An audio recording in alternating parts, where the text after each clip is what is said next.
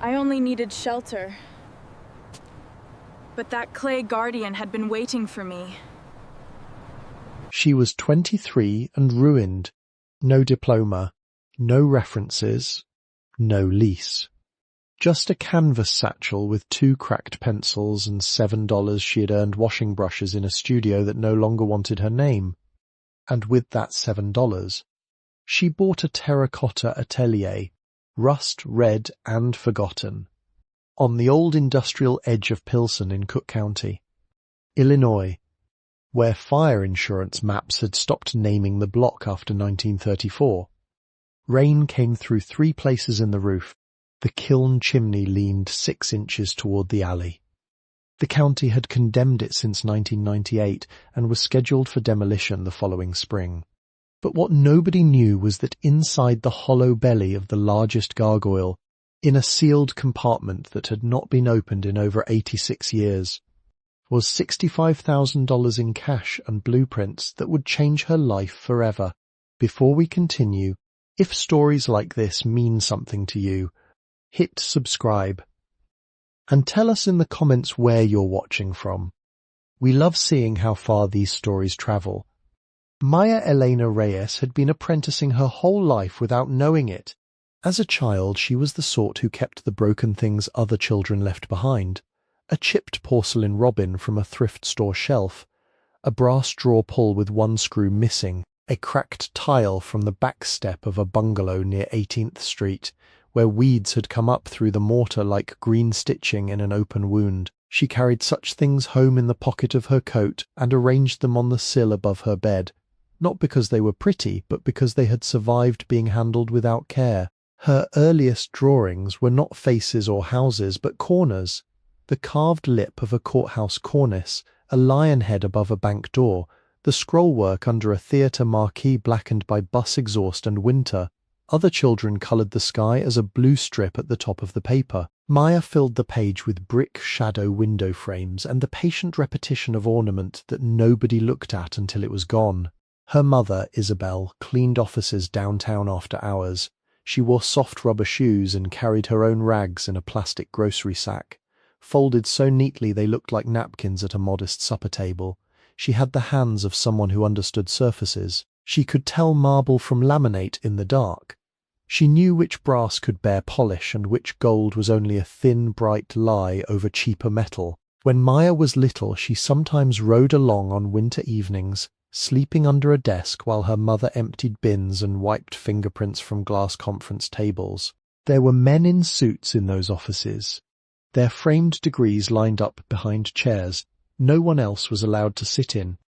Isabel never spoke harshly about them. She only worked around their names.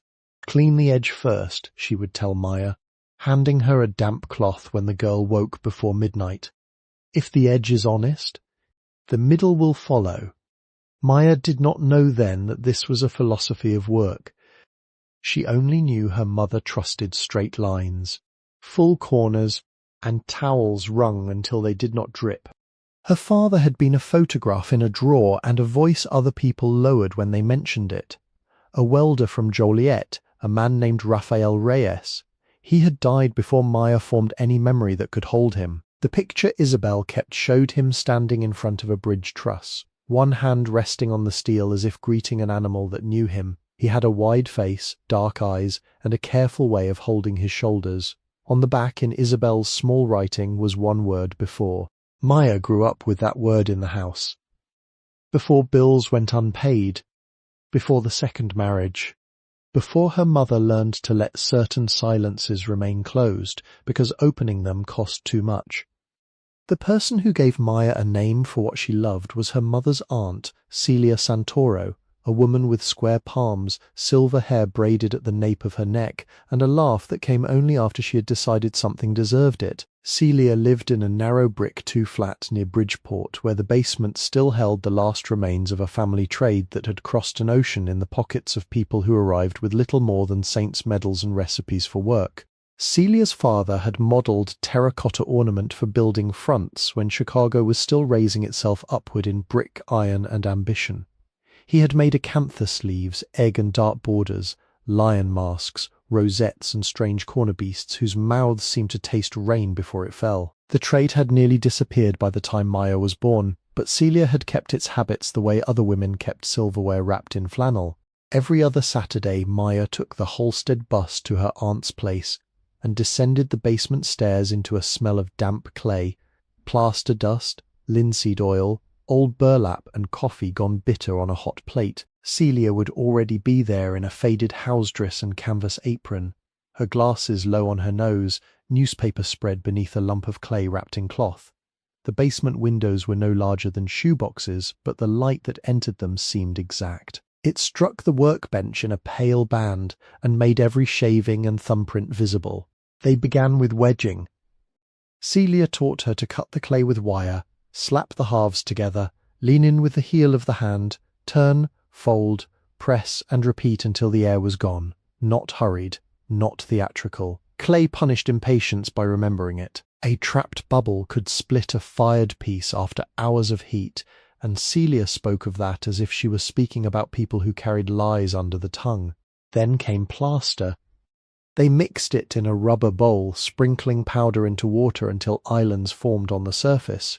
Waiting until the plaster slaked and sank before stirring, Celia would tap the bowl to bring up bubbles. She taught Maya how to build a clay wall around a model, brush the surface with soft soap as release, and pour slowly from one corner so the plaster travelled rather than fell.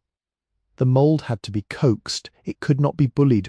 When Maya was 13, Celia put an old dental tool in her hand and gave her a block of clay no larger than a brick. "Make me a leaf," she said. Maya carved a shape that looked like a spoon with veins. Celia said nothing for several minutes. She sharpened the midrib with her own thumb, pressed 2 hollows beside it, and lifted the edge so thin it caught light. "A leaf is not flat," she said. "A leaf is a roof for something smaller." That sentence stayed with Maya longer than whole school years. By 15, Maya could model a rosette with 12 petals that did not look stamped. By 17, she could repair a broken plaster mould so the seam disappeared after casting. By 19, she knew that architectural ornament was not decoration in the careless sense. It was memory given weatherproof form. It told a building where its face was. It gave shadow a place to rest. Celia did not flatter her. Praise, in that basement, came as more work. "You're getting less noisy," she said once, after Maya had spent 4 hours modelling the curl of a vine. Maya looked up, embarrassed because she had made no sound. Celia tapped the clay with one blunt finger. "Your hands. They are not arguing so much." The unforgettable thing came near the end of a long January afternoon when the pipes knocked and snow pressed against the basement windows. Maya had ruined the mouth on a grotesque head 3 times, each version either too comic or too cruel. Celia took the tool from her and laid it down. "Make the ugly thing honest," she said. "Then it will guard the door." The meaning did not arrive all at once. At first Maya understood only the surface of it, that a gargoyle did not need prettiness, that a beast carved high on a cornice could bear a twisted lip and still belong. Later, after people had called her difficult, unstable, ungrateful, after her own name had been bent into something nearly unrecognizable, she would hear Celia's words differently. Honest things did not always look gentle. Guarding was not the same as pleasing. Celia died in late October of Maya's 2nd year at the university. It happened quietly, after a cough she had refused to discuss, and a pain in her side she had called weather. There was no dramatic bedside gathering, no long speech folded into the palm like a letter. There was a phone call from Isabel before dawn, and the sound of buses already running outside Maya's dorm window, wet tyres passing through streetlight on Harrison Street. By the time Maya reached the 2 flat, the basement had been locked. Relatives appeared whom Maya had met only at funerals. A cousin from Naperville took the coffee pot, another took Celia's sewing machine, though no one had ever seen him mend a cuff. The landlord came with a clipboard. There were boxes labelled donate, trash and storage in thick black marker. Maya asked for the tools from the basement, the dental picks, the loop tools, the plaster rasps, the wood-handled clay knives with Celia's initials burned near the ferrules. Someone said they had already gone with the rest. The rest meant a man with a van who bought estate contents by weight. The kiln shelves, the burlap, the plaster moulds, the hand-built turntable, the notebooks with ratios and firing temperatures. The little gargoyle Celia had made as a lesson in patience. All of it disappeared into a morning too cold for grieving properly. Maya found one thing beneath the basement stairs before the landlord shut the door, a thumbnail-sized piece of fired terracotta shaped like the tip of an acanthus leaf. It had broken from some larger ornament long before. Celia had used it as a paperweight. Maya closed it in her fist until its edges marked her skin. At the university.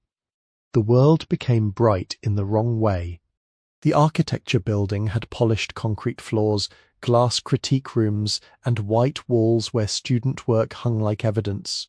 Maya had entered on scholarship, carrying Celia's lessons inside her like contraband. Her senior project was a study of Chicago's architectural terracotta, not a nostalgic essay, but a full restoration proposal for a neglected commercial facade on the near west side. She spent 18 months measuring from alley access, tracing spandrel panels from photographs, identifying clay bodies, researching fireproofing practices, and modelling replacement ornament by hand before translating the forms into measured drawings. Her professor, Dr. Adrian Voss, had a national reputation and the personal warmth of polished stone. He wore charcoal suits without lint, spoke softly enough that students leaned closer, and kept his office shelves arranged by colour rather than subject. His own work concerned material memory in vertical urban ornament, a phrase he used so often that it seemed to have worn a groove in the air around him. At first he praised Maya's project as rare. Most students imitate surfaces, he told her during a review, looking not at her but at the drawings pinned behind her. You appear to understand burden. He asked to borrow her research files for a faculty symposium.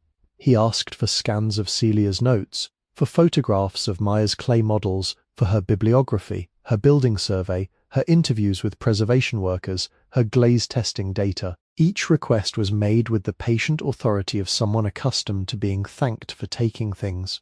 Then the committee delayed her defense.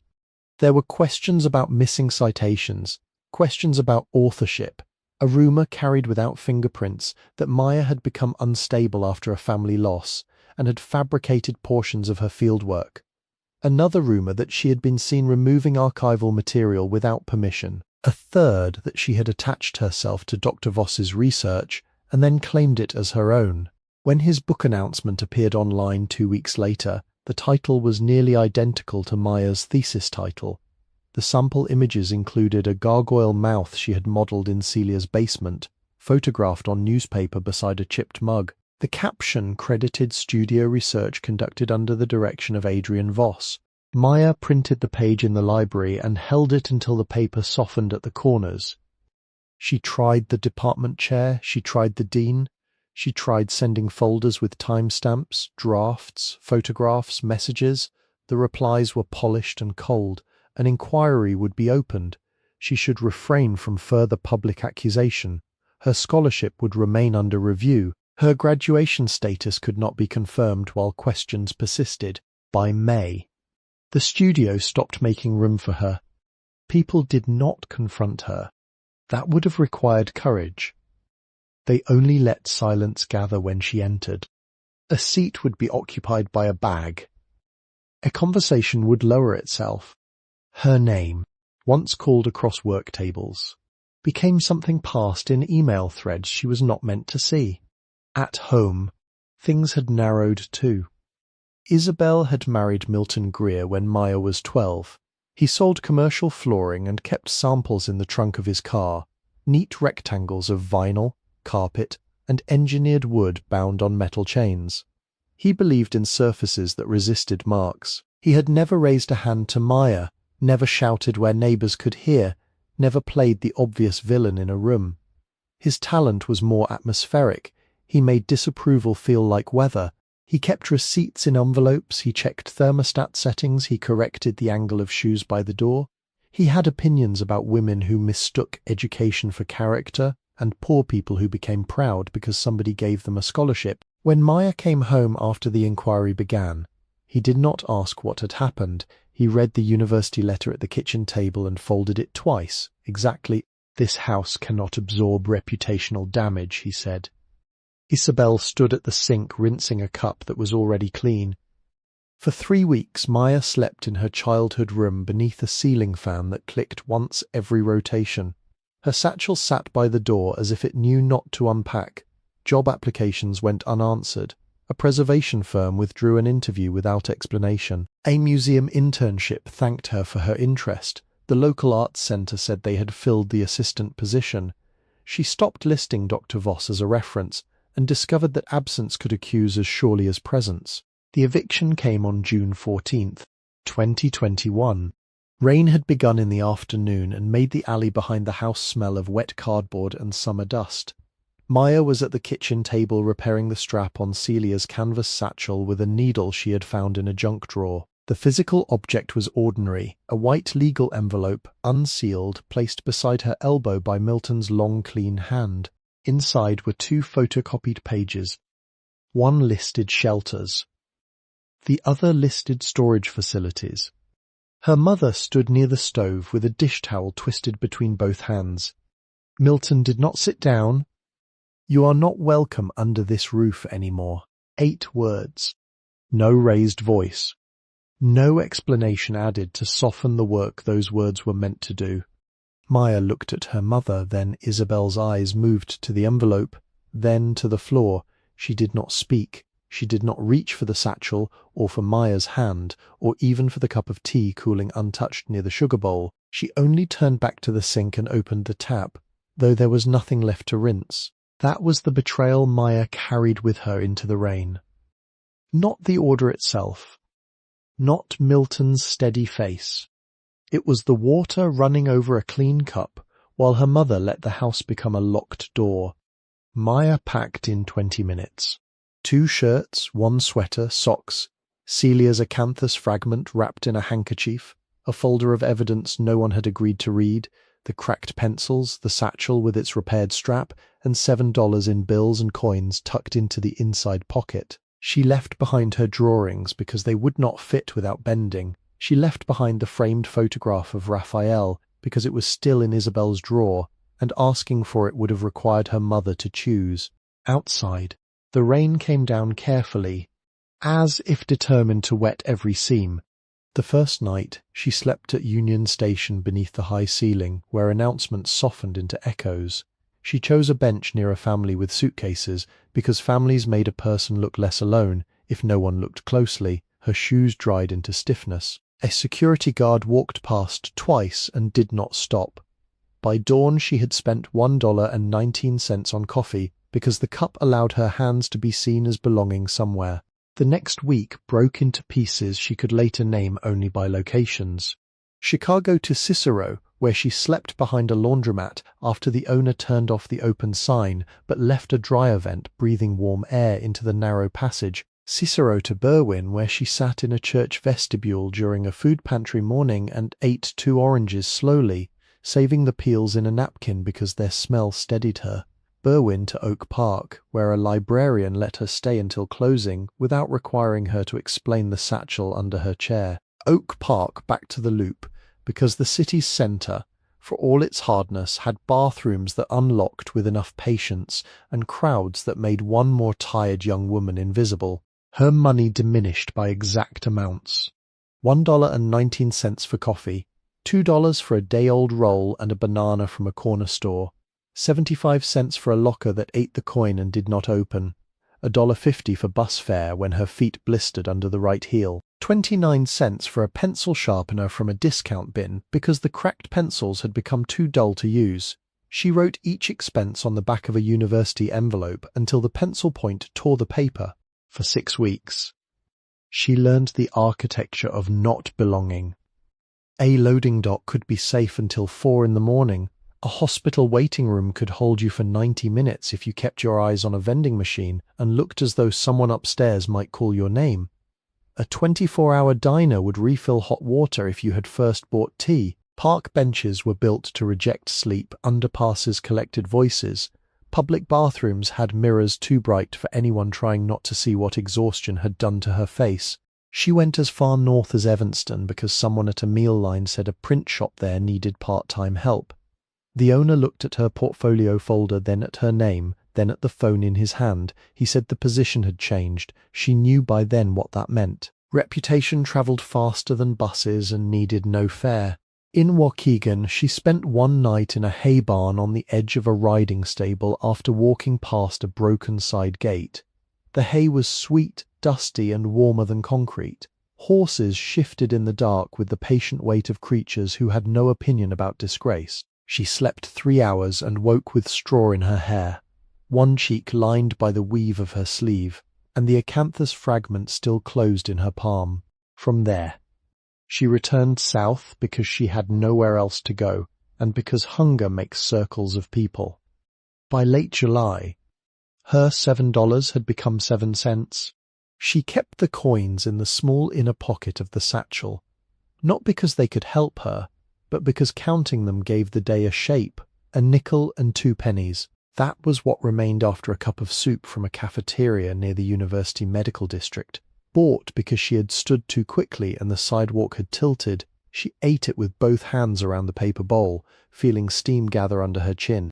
The classified ad was in the Harold Washington Library on a Wednesday when rain threatened but did not fall. Maya had gone there because libraries did not ask a person to purchase the right to sit upright.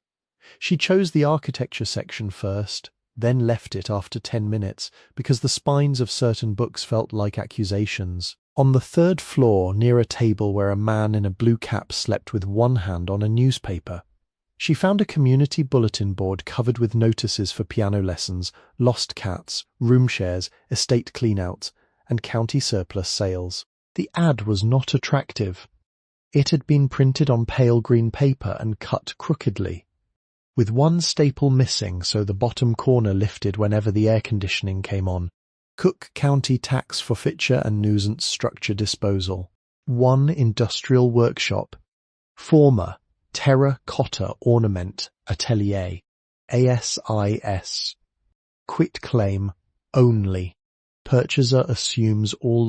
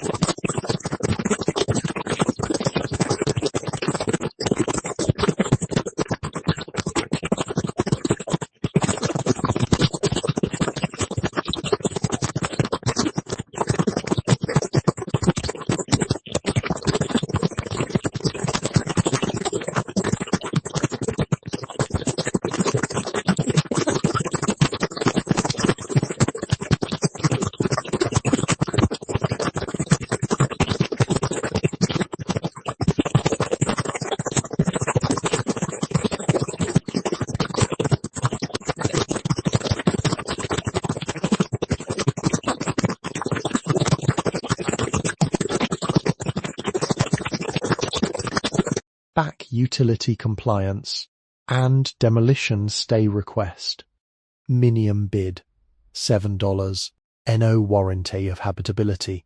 Inquire County Clerk Annex. Room 214. Below the typed lines, someone had added in pen, red building, kiln stack, South Loomis Corridor. Do not enter without release. Maya read it once, then again, more slowly. Terra, Cotta. The words did not rescue her. They did not open the ceiling or bring Celia back with plaster on her apron. They did not clear her name. They did not put a bed under her body or food in her stomach, but they made a straight line through the fog of the previous weeks, and she recognized the line before she trusted it. She copied the address on the back of the envelope where she had been tracking expenses. Her hand was steadier than it had been in days. At the bottom of the ad was a deadline, 4:00 p.m., Friday, July 30th, 2021. 46 hours away. The county annex was not far by map, but distance had become different since she had started carrying everything she owned. She spent the next day gathering what the world required for even a desperate transaction. At a social services desk, she asked for help printing a temporary identification record. At the library, she used a public computer to search the parcel number and found photographs taken by inspectors through a chain-link fence, red brick, boarded windows, a metal sign twisted sideways, terracotta dust staining the threshold like dried blood. There was a note in the record: repeated trespass, unstable chimney, roof breach, interior mold, rodent activity, kiln structure unsafe. There was another note: demolition deferred pending environmental review. Maya wrote those words down too. Deferred meant not yet. Not yet was a kind of mercy, if a person was low enough to accept it. That night she slept in a chair at a bus terminal until a guard touched the back of the seat with 2 fingers and told her she had to move. She walked until morning along streets where delivery trucks hissed at curbs and bakery vents released a sweetness that made her throat tighten. At dawn she washed in a fast food restroom, combed straw and lint from her hair with her fingers, and changed into the less wrinkled of her 2 shirts. She took the nickel and 2 pennies from the satchel pocket and laid them on the library table beside Celia's acanthus fragment. 7 cents. The ad required $7. For almost an hour, she sat with the problem in front of her, exact and without pity. Then she opened the evidence folder, removed the last clean copy of her thesis abstract, and turned it over. On the blank back, she printed in careful letters: hand-drawn building portraits, $7. 1 page, pencil, 2-day only.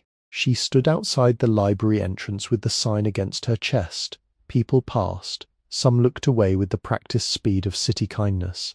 One woman asked whether she could draw a house from a phone photograph. Maya said yes. It took 43 minutes. She drew the bungalow with its dormer, porch columns, cracked front walk, and maple tree leaning over the roof.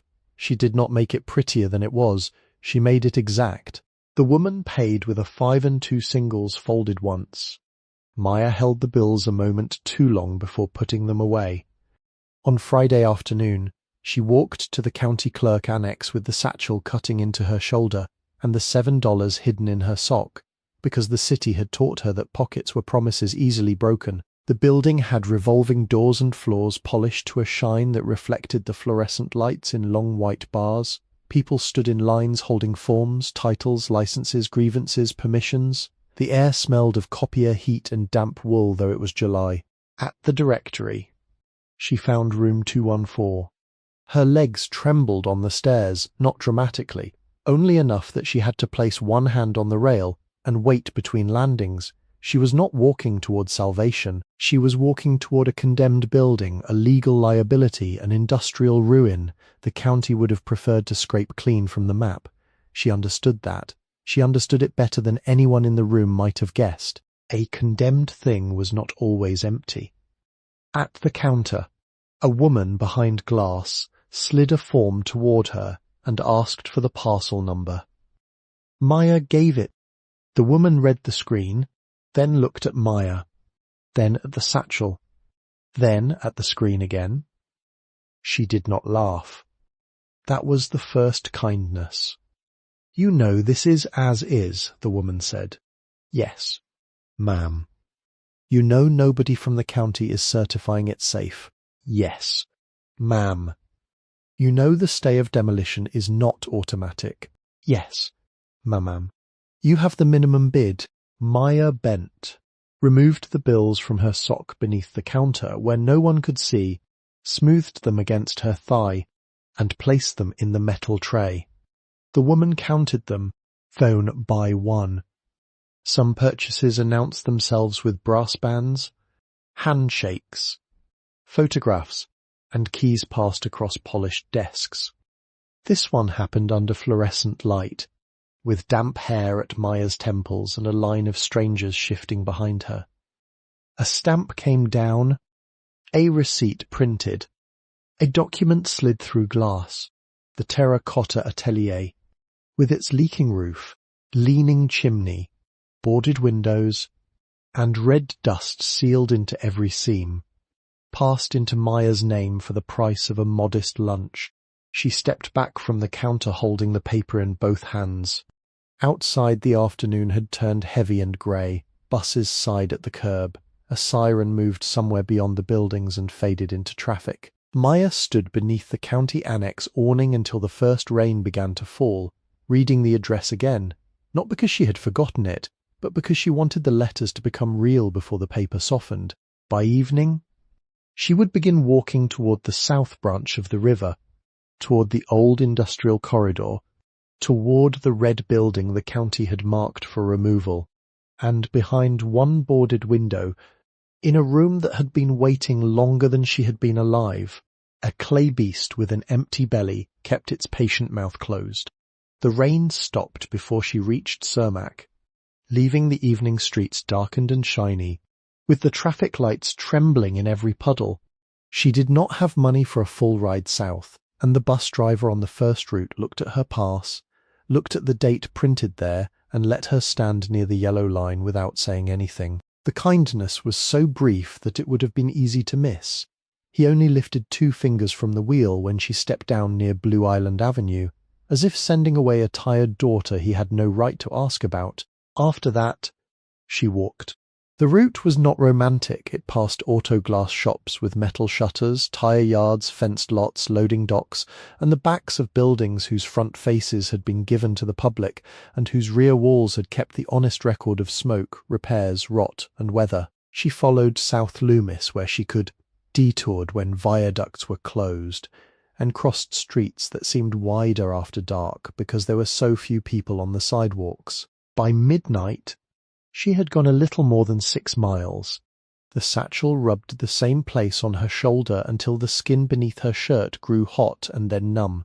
Her socks were still damp from the afternoon rain. Once, under an overpass, she stopped and took off her right shoe, not to rest, but to press the blister flat against the concrete and decide whether it had opened.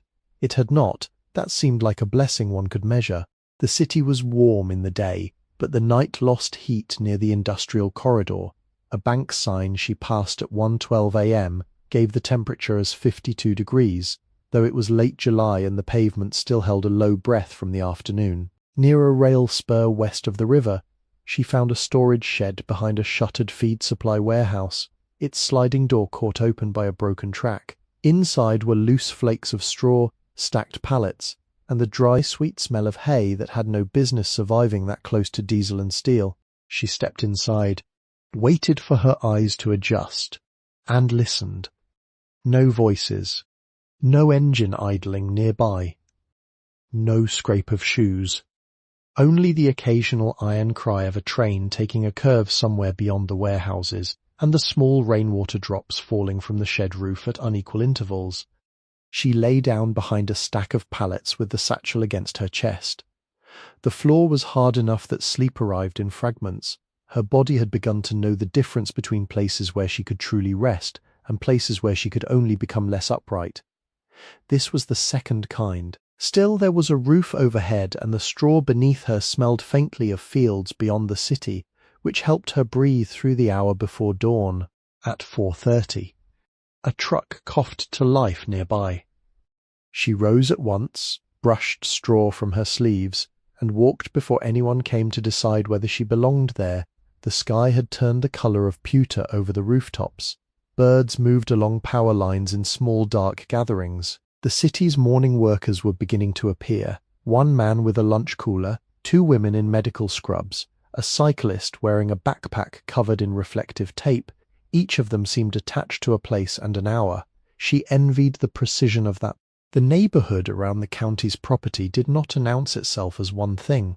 It had been many things and had not been permitted to become anything completely new. There were flat-roofed brick shops with apartments above them, fenced industrial parcels, two churches, narrow houses with plastic saints in their garden beds, and newer cafes tucked into former workshops, their windows still bearing ghost letters from companies that had left decades earlier.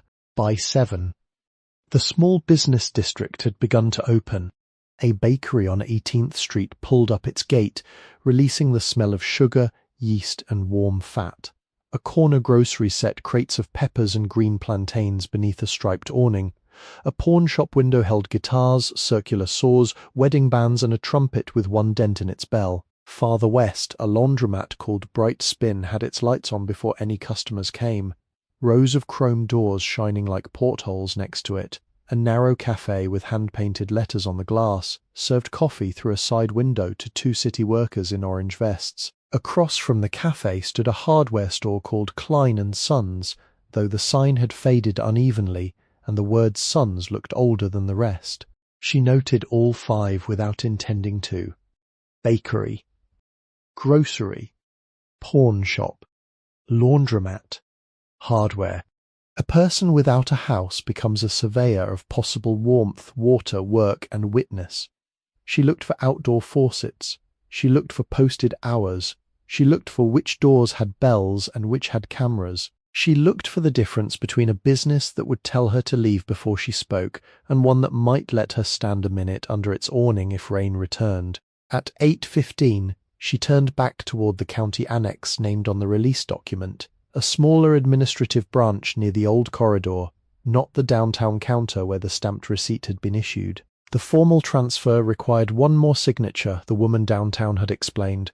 One liability acknowledgement, one nuisance structure affidavit, one demolition stay request. Government, like grief, often required the same fact to be accepted more than once. The annex occupied the first floor of a low brick building beside a municipal parking lot. A flag moved lazily above the entrance. The glass doors were streaked from last night's rain, and inside the floor tiles were beige with a darker path worn into the centre by years of shoes. A bulletin board near the metal detector held notices about property tax appeals, rabies clinics, lead pipe replacement, and a missing terrier whose photograph had faded to blue at the edges. Room 214 was halfway down the hall, past a water fountain with low pressure and a row of chairs upholstered in brown vinyl. The clerk's office was not grand. It had file cabinets, fluorescent lights, a printer that warmed itself with little clicking sounds, and a counter divided by thick glass with a half-moon opening at the bottom. Behind the counter sat a woman in a pale lavender cardigan, her grey hair cut bluntly at the jaw and held back from her face by 2 tortoise-shell combs. She wore no makeup except a faint red stain at the centre of her mouth, and her glasses hung from a chain of small amber beads. The nameplate on her desk said Mr. Mares. Ellen Braddock. It was metal, not plastic, the letters engraved deep enough to catch dust. That detail stayed with Maya because everything else in the room seemed temporary. The paper trays, the curling signs taped to the glass, the government pens attached to chains. The nameplate had weight. It had been made with the assumption that a person might stay. Mrs. Braddock looked up from a ledger. You are here about the Loomis parcel. It was not a question. Exactly. Yes. Ma'am.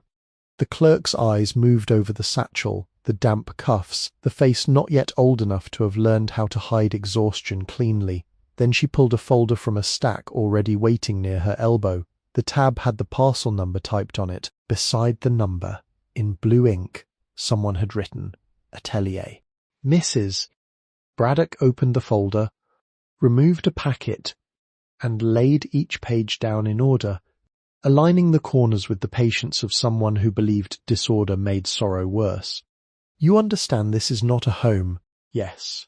Ma'am. You understand the county has marked the structure unsafe for occupancy? Yes. Ma'am. You understand no utilities are certified active? Yes. Ma'am. You understand there may be unpaid compliance requirements before any permit can be issued? Yes. Ma'am. You understand the demolition order is stayed only if the review office accepts your request? Yes. Ma'am. The clerk removed her glasses and cleaned them with a square of cloth she took from a drawer. Without the glasses, her eyes seemed paler, not weaker.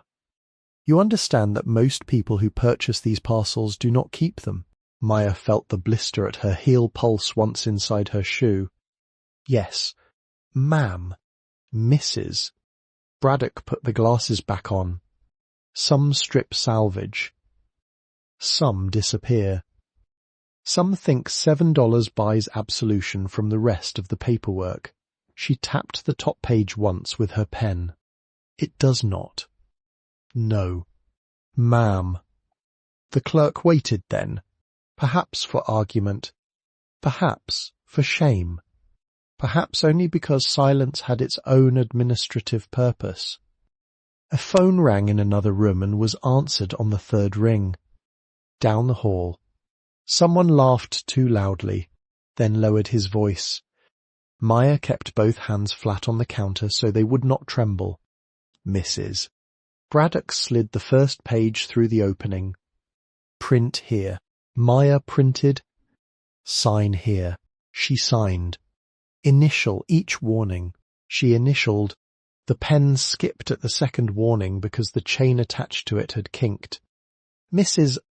Braddock reached under the glass, freed the chain, and said nothing. It was a small act.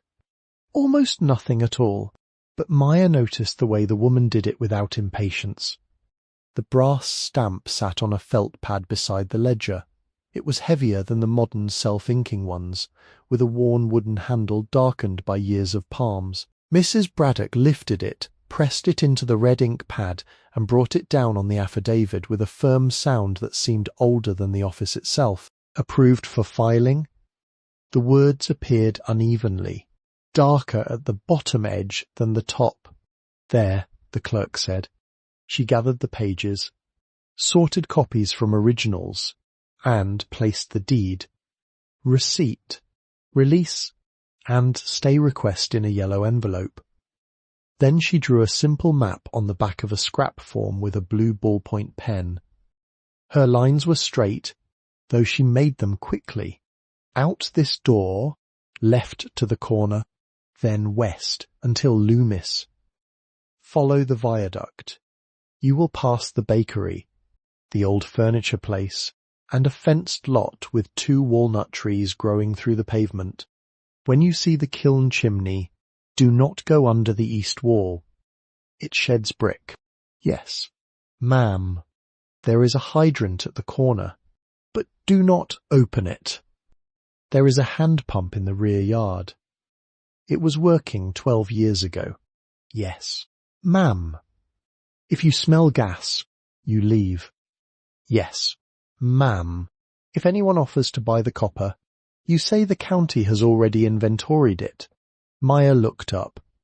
Has it? Mrs. Braddock's mouth moved into something too tired to be called a smile. No. For the first time in several days, the air in Maya's chest loosened.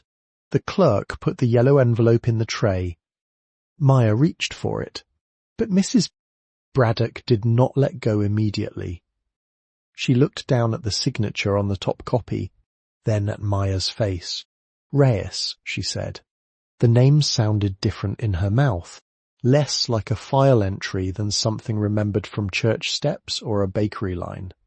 Maya's fingers tightened on the envelope. Yes. Ma'am, are you related to Celia Santoro? It was not spoken as gossip. It was spoken carefully, with the full name set down like a cup that might break. Maya did not answer at once. The office seemed to move farther away from her. The printer clicked. The fluorescent lights gave their faint electric hum. Somewhere beyond the hall, a door closed. "She was my great-aunt," she said. "Mrs." Braddock released the envelope. "I thought so." She opened a drawer, searched through a stack of index cards bound with a rubber band, and withdrew one yellowed at the edges. She came here in 1998 when the first condemnation notice was posted. Not to buy it, to ask who had owned it before the county took it. She said her father had once worked in a place like that. Maya stood very still. "Mrs." Braddock turned the card so Maya could see. The handwriting was narrow and upright, likely the clerk's own from years before. "Celia Santoro. Inquiry re. Former terracotta shop. Family connection possible. No action taken." "She came twice," the clerk continued. "The second time she brought photographs. Brick panels. A beast over a doorway. I remember because she corrected me when I called it a gargoyle." Despite herself, Maya heard Celia's voice. "If it does not carry water, it is a grotesque. If it drains rain, then it earns the name. Mrs." Braddock must have seen something change in her face. "She was exact," the clerk said. "Yes." The single word nearly failed in Maya's throat. "I told her then the parcel was tangled in liens, title problems, and structural warnings. She said tangled things sometimes wait for the right hands, Mrs." Braddock looked back at the card. "She asked me to call if it ever came to disposal. I tried the number last month. Disconnected." Maya lowered her eyes to the envelope. The clerk slid the index card into the packet before sealing it. "Keep that," she said. "It is not official, but it belongs more to you than to us." Maya nodded once. She could not afford to cry in a government office. Tears required a kind of safety she did not have. Instead, she folded the map carefully and placed the envelope inside the satchel beside the broken acanthus leaf. "Mrs." Braddock watched her do it. "Take the long side of Loomis," she said. "The sidewalk is better there."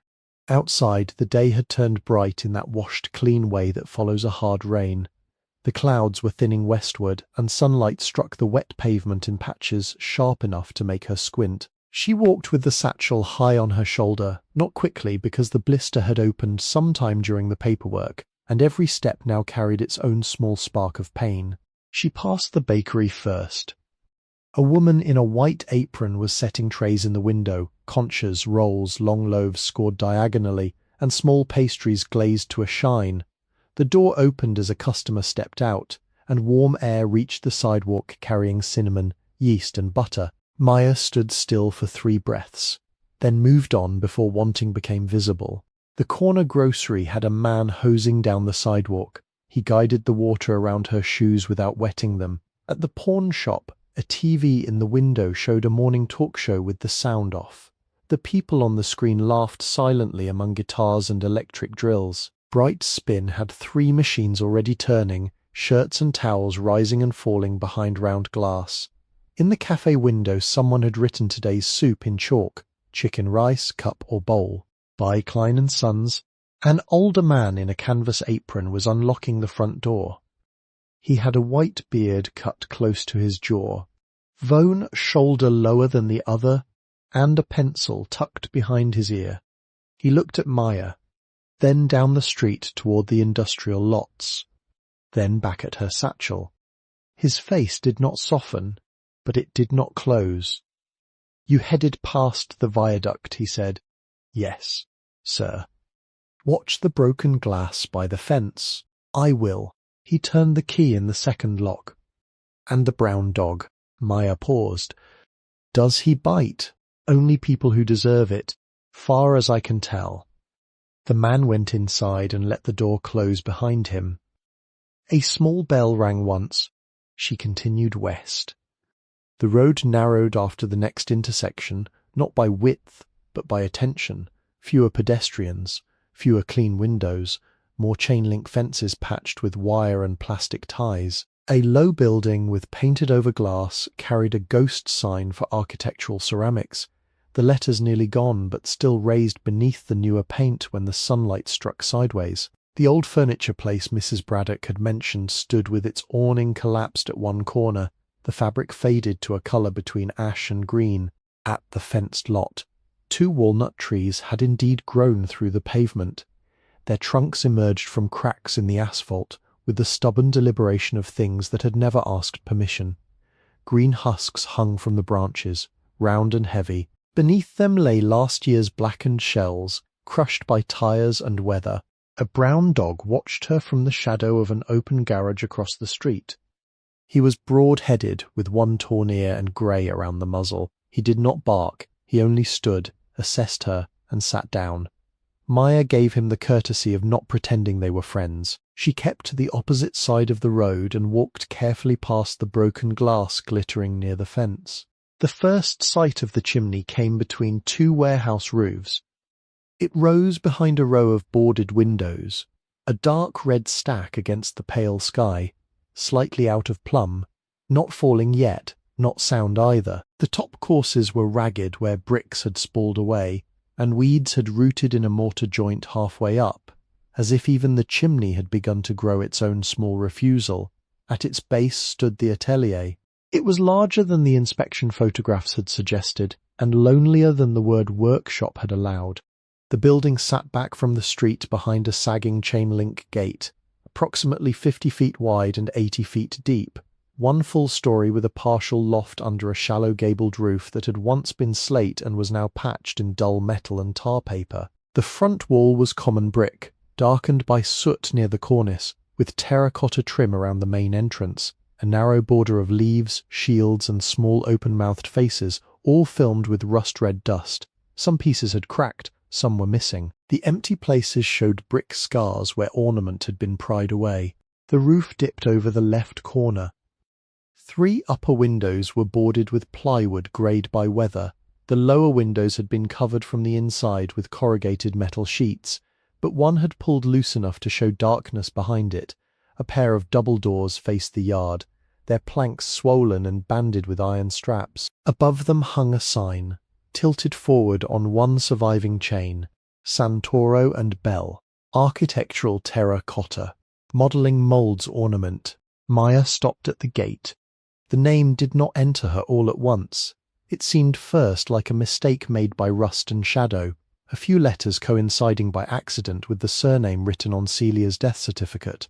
Then the wind moved the sign slightly, and the letters shifted into full legibility. Santoro, not imagined, not borrowed by memory, there in paint flaked nearly to the wood beneath. Her hands remained at her sides. Across the street, the brown dog barked once, not warning, not greeting. A single bark set into the afternoon. Maya found the county padlock on the gate and the numbered seal already cut, as Mrs. Braddock had said it would be. The new key was not a proper key to a house. It was a cheap brass padlock key on a paper tag with the parcel number written in black marker. Still, it turned. The lock opened with a reluctant click, and the gate dragged across gravel and glass with a sound so raw that birds lifted from the roofline. The yard smelled of wet brick, weeds, and old kiln ash. She closed the gate behind her because closing a gate was something a person with a place might do. Then she stood with both hands resting on the chain link, facing the building, letting the fact of it settle without forcing gratitude to appear before its time. The front door would not open. The swollen planks had pressed themselves tight into the frame, and the county chain across the handles had been removed, but not the rust. She tried once, then stopped. Force was expensive. Celia had taught her that a stuck thing was asking a question, and if you answered with anger, you usually broke the only part still willing to move. She walked around the east side, keeping away from the wall Mrs. Braddock had warned about. Brick fragments lay in the weeds, some new enough to show clean red interiors, some furred with moss. The chimney's shadow fell across the narrow passage. Halfway down she found a side door under a small metal awning bent by snow or vandals. The door had a county hasp, one hinge loose and a keyhole clogged with grit.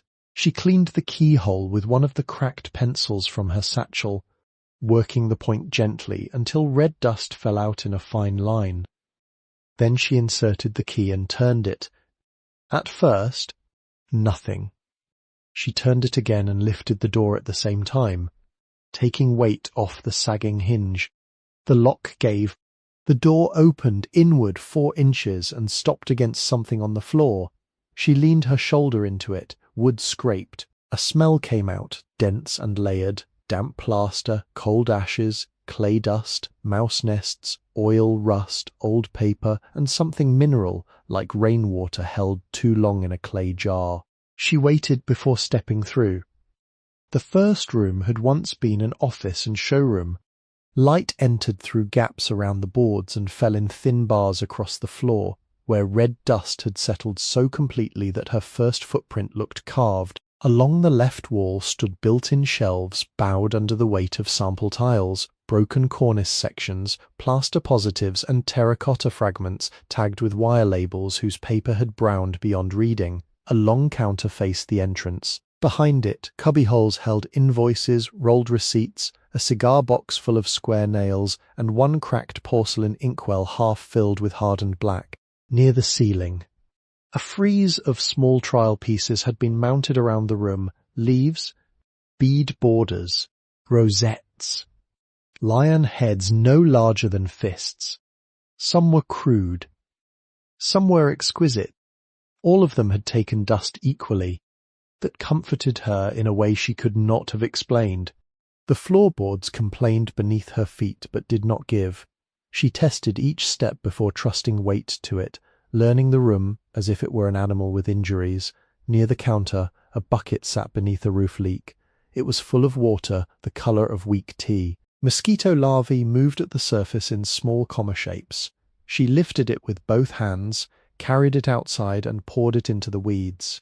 When she returned, the air seemed fractionally better. The back room was wider, darker, and more difficult to understand. It had been the work floor. Her eyes adjusted slowly to benches, racks, suspended chains, plaster moulds stacked in rows like sleeping loaves, burlap-draped forms, and a central modelling table built of thick timbers scarred by blades and wire. Against the far wall stood the kiln mouth, arched in fire brick, with iron doors rusted nearly shut. The chimney rose from there, broad at the base, its interior dark with soot. To the right of the kiln, an overhead track ran across the ceiling, likely used for moving heavy moulds. One chain still hung from it, ending in a hook the size of her hand. The smell was stronger here. Clay. Not fresh. Not ready. But clay all the same. A cool earthen trace beneath rot and dust, recognizable the way a voice remains recognizable through a closed door. Maya set the satchel on the nearest bench and placed one palm flat on the table. The table did not move. That, too, was a fact. There were sounds in the room once she stopped making her own. A drip near the rear wall. The soft, dry skitter of something small behind a stack of moulds. Traffic far away. The building settling in heat. A loose strip of metal at the roof edge, tapping when wind came along the alley. She found the hand pump in the rear yard before sunset. It stood near a cracked concrete pad and a cluster of waist-high weeds, its green paint mostly gone, handle stiff with disuse. She worked it 20 times before anything happened. On the 21st, the pipe gave a cough that sounded almost human. On the 32nd, brown water came in a thin rope, then cleared slowly to cold metallic water that splashed over her hands and made her gasp. She drank after pumping until her arms shook, first rinsing the spout, then filling her cupped palms. The water tasted of iron and underground stone. It was not sweetness. It was permission. Back inside, She searched for a place to sleep. The office floor near the counter was drier than the rest.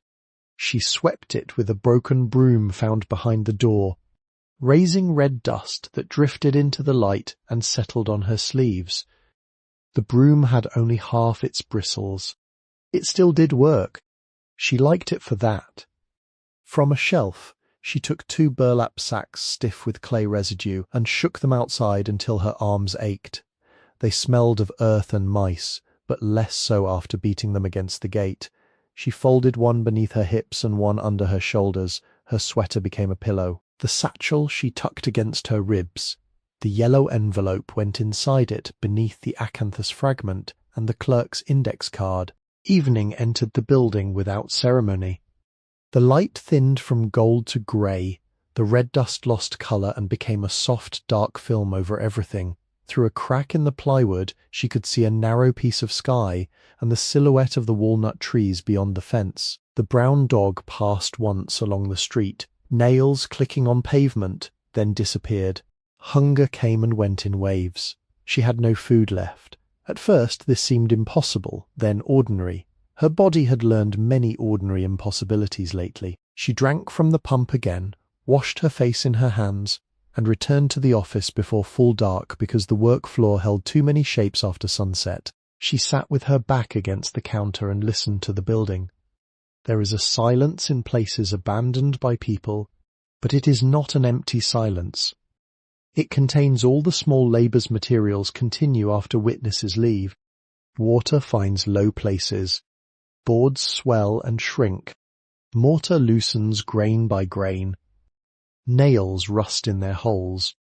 Paper relaxes into waves. Dust falls. Dust waits. Maya could hear some of it now. She heard dripping.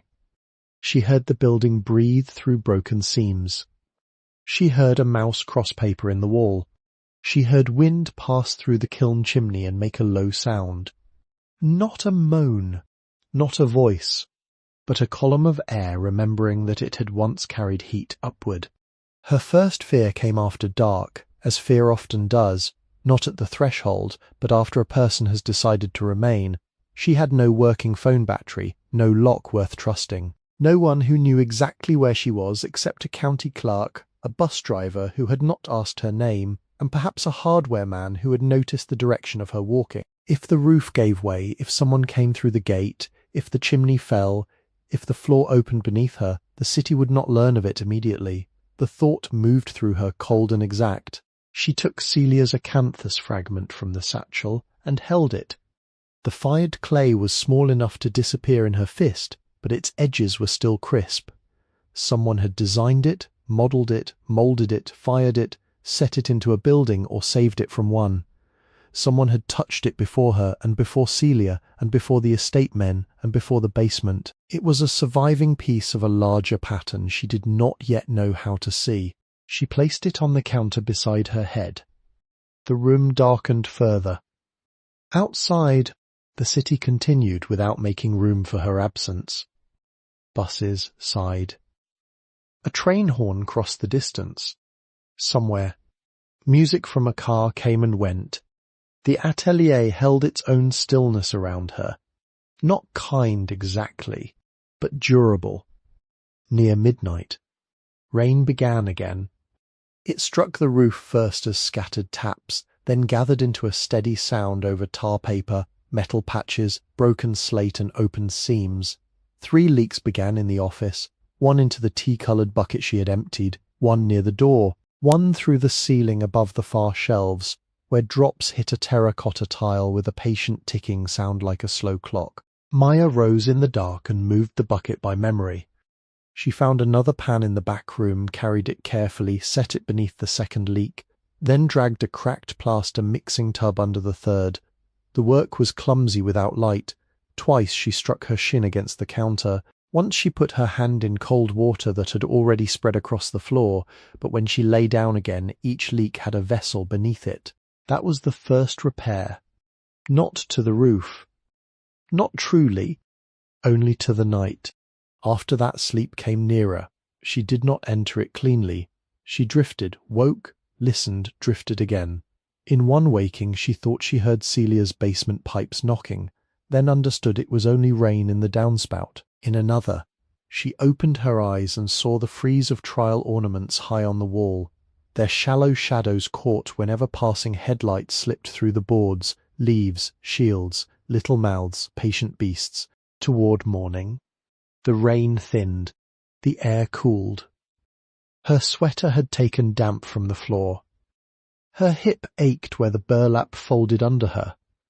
She turned carefully and saw the first grey light entering beneath the door, making a pale line across the red dust. For several minutes, she did not move. No one had told her to get out. No one had cleared a throat in the doorway. No form had arrived. No dean. No professor. No stepfather. No landlord. No relative with boxes and markers. The roof still leaked.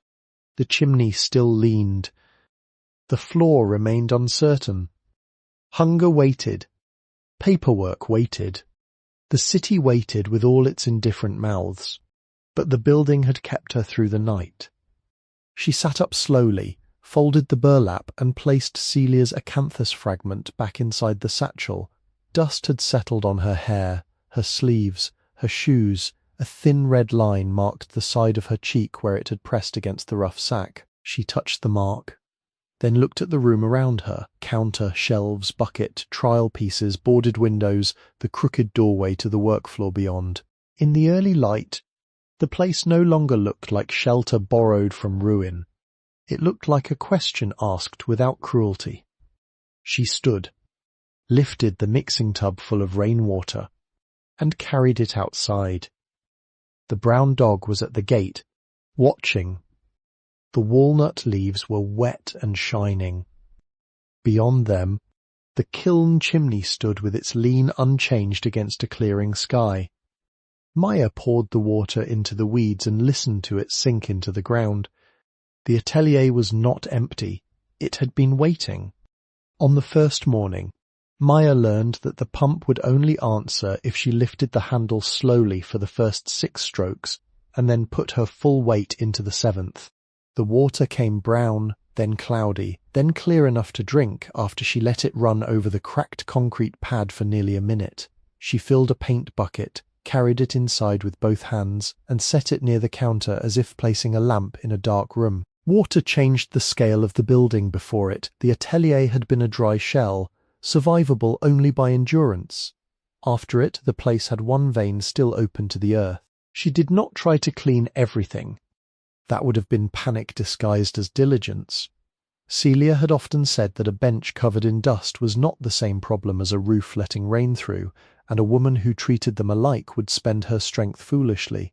So Maya chose a corner of the office and made it livable first. She swept the floorboards in slow strokes, dampened the dust with a rag torn from her ruined shirt, and wiped one shelf clear enough to hold the satchel, the deed envelope, the acanthus fragment, and the pencil stubs. The first day, she walked the perimeter. She counted boards over windows. She tested the double doors from inside and marked the stuck places with pencil. She noted where mortar had fallen in granular piles along the east wall and where old water tracks ran down plaster like brown rivers on a map. Near the rear, she found the outhouse Mrs. Braddock had not mentioned, half hidden by burdock and volunteer mulberry. Its roof had sagged, but the seat was intact, and there was still a crescent moon cut into the door, its edges softened by weather. The pit had been long unused and dry. She cleaned the interior with a broom, one breath at a time, and propped the door open with a brick until the air became bearable. There was dignity in solving the unlovely problems first. On the second day, she learned the floor's creaks. The office boards spoke in high, short complaints near the counter and low groans near the doorway to the workroom. The third plank from the left wall dipped under weight, so she placed a broken tile over it as warning. In the back room, the floor changed to poured concrete under layers of clay dust, except for a raised wooden platform around the modelling table. The platform had 3 unsafe spots, one near the north bench, one by the plaster racks, and one beneath a stack of burlap so rotten it had become almost soil. She marked each with chalk from a drawer. On the third day, she opened the smallest window. It took 2 hours. She removed nails one by one with a bent screwdriver and a rusted putty knife, loosening the plywood without breaking it because wood, even bad wood, might be needed later. When the board finally came free, light entered the office in a wide, pale sheet. It revealed more dust than she had wanted to know about, but it also showed the trial pieces near the ceiling clearly for the first time. There were 27 of them. Acanthus leaves, bead moulding, a shield with a blank centre, a curled fish, a woman's face with closed eyes, a grotesque head whose open mouth was lined with teeth like kernels of corn, 2 rosettes, one crisp and one softened by a flaw in the mould. Maya stood on the counter and studied them with her fingertips held behind her back, not touching, only seeing. They were practice pieces, not sale pieces. The errors had been kept. That mattered. In the afternoon, hunger sent her back toward the businesses she had counted before knowing why. She walked carefully, lifting her sore heel so the broken blister would not reopen. The brown dog followed for half a block on the other side of the street, stopping whenever she stopped, pretending their route had nothing to do with one another. At Klein and Sons, the older man with the pencil behind his ear was repairing a storm window on 2 sawhorses outside the door. His canvas apron was stiff with sawdust, and his beard held one small curl of wood near the chin. The store window displayed mouse traps, work gloves, hose washers, lantern wicks, canning lids, and 3 kinds of rope. Above the door, a bell hung from a strip of leather darkened by many hands. Inside, the place smelled of cedar shims, metal bins, oilcloth, seed packets, and the mineral tang of nails sold by weight. Every aisle was narrow. One wall held drawers labelled in faded handwriting. Brass screws, cotter pins, escutcheon nails, stove bolts, glazing points, sash chain. Another had rakes, hoes, snow shovels, and old push brooms hanging in a row, their handles worn where palms had gone before. The counter was maple, darkened at the edge by elbows and coin. Behind it stood shelves of paint cans, lamp oil, mason jars of fasteners, and a radio playing weather in a low, steady voice. The man looked up from a ledger. "You made it through the first night." Maya paused, one hand still on the door. "Yes, sir." "Second too, I guess." "Yes, sir." He closed the ledger but left one finger between the pages. "You need something." It was not unkind. It was more exact than that. "I need work," she said, "or credit. But I do not have much to offer today." The bell above the door moved once in the air behind her, though no one had entered. The man looked toward the street, then back at her.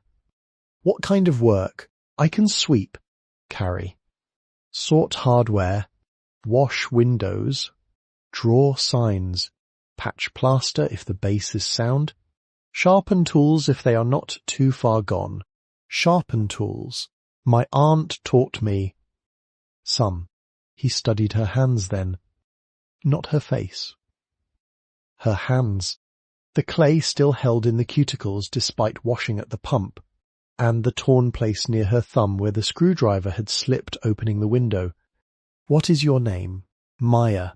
Klein." He tapped the name stitched over his apron pocket, though she had already read the sign. "Arthur Klein. Sons are in Arizona and Minnesota, so the sign lies more every year." She did not know whether to smile. He did not seem to require it. "What do you need first?" "Maya." She took the folded list from her satchel. She had made it by category. Not wish. Roof leaks. Chimney danger. Door security. Rodent entry. Fire. Food. Arthur Klein took the list, read it once, and made a sound through his nose that was not quite approval. "You did not put paint." "No." "Good. Paint is for after water stops coming through." He set her list on the counter and pulled a pad toward him. "I can open a house account. I do not have a house. You have a parcel with a roof problem." That is close enough for a hardware account. I cannot promise when I can pay. No, but you can promise to write down what you take, return what you do not use, and not pretend you know what you do not know. I can promise that. He wrote her name at the top of the pad, then the parcel address beneath it. His handwriting was blunt and legible. There is a manual in the back. Old one. Farm and shop repairs. Nobody buys it because the cover is ugly, and half the advice assumes a man owns a barn. I do not have money for it. I said, nobody buys it. He disappeared into the rear aisle and returned with a thick book whose orange cover had faded to the colour of weak pumpkin. The spine was cracked, and several pages had been repaired with yellowing tape. The title read Practical Repairs for Home, Farm and Small Shop. Arthur placed it on the counter. Free does not mean careless, he said.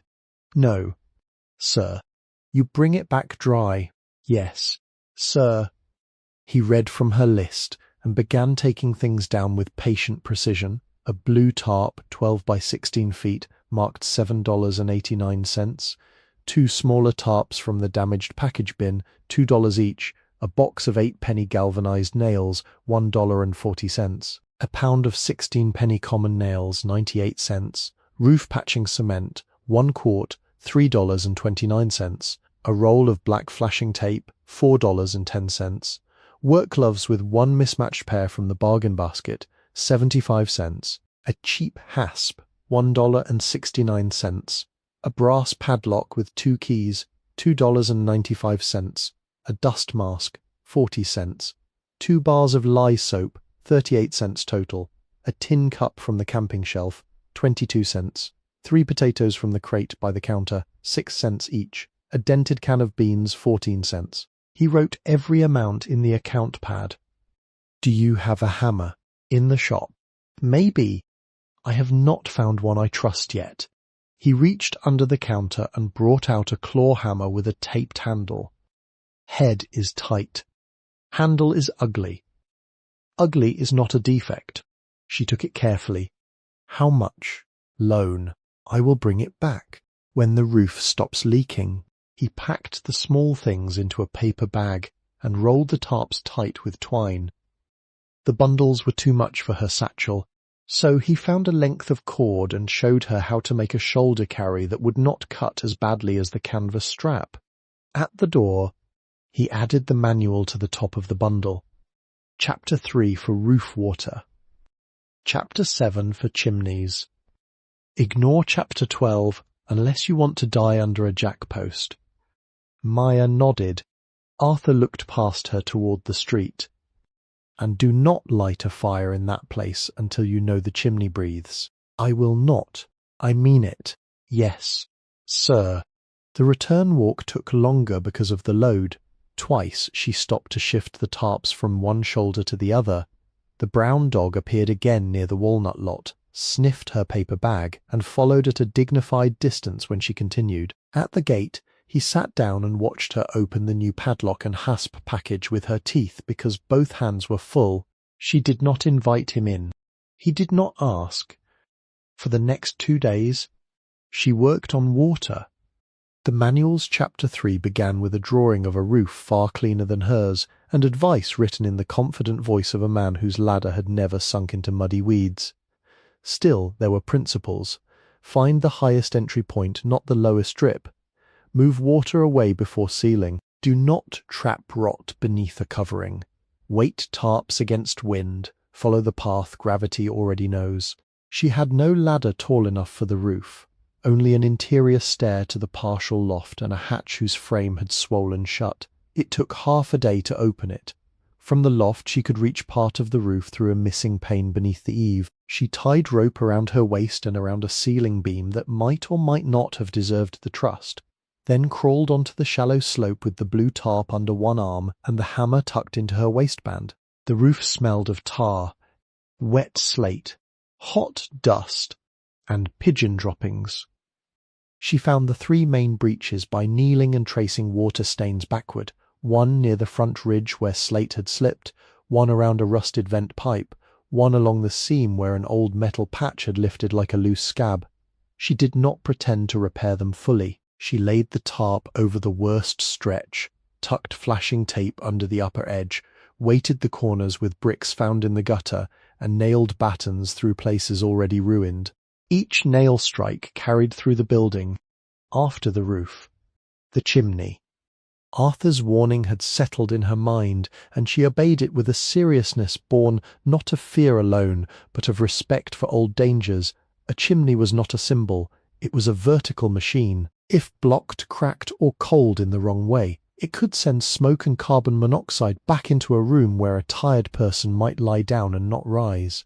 She began from below. The kiln throat was too large to manage, but the smaller stove flue in the office had once connected to a cast-iron potbelly stove, now lying on its side in the back room with one leg missing. Its pipe opening in the wall was stuffed with rags, a bird nest, and soot. She pulled the debris out with hooked wire, wearing the dust mask and gloves, then set the blackened mess into a bucket. Behind it, the flue was dark and narrow, lined with old clay tile. The manual described chimney cleaning with rods she did not have. Maya made her own from what the shop provided.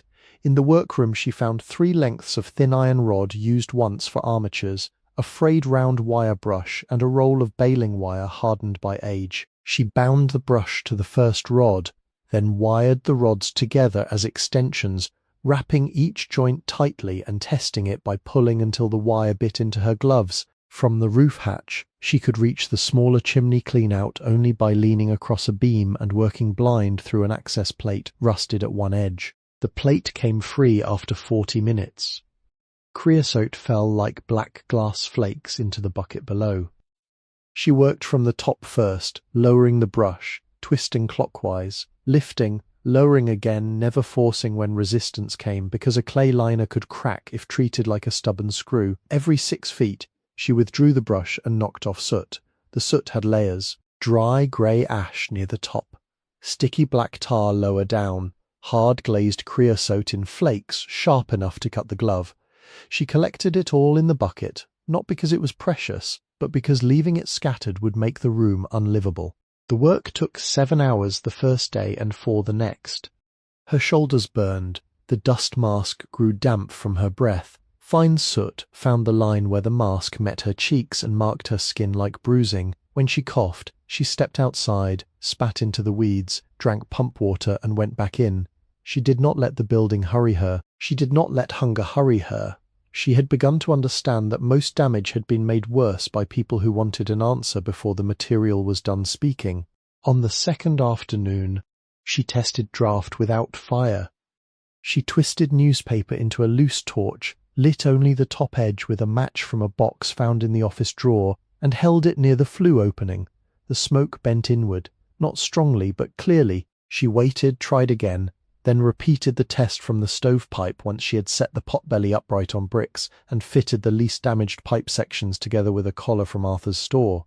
Only then did she build the first small fire. Not logs. Not even kindling enough for comfort. She shaved curls from a broken crate, added 3 dry twigs, and opened the stove draft halfway. The flame caught reluctantly, blue at the base, then orange.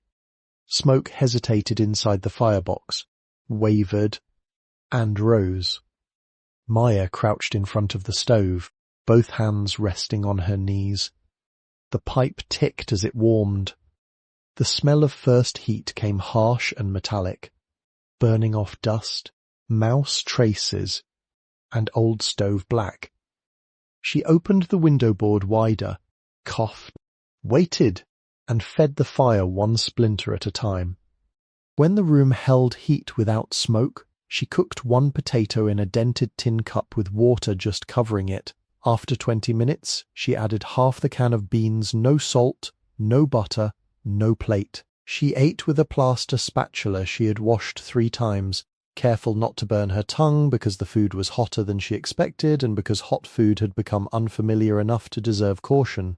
The meal was plain beyond telling. It was also the first thing she had cooked for herself in a place that could not order her out by evening.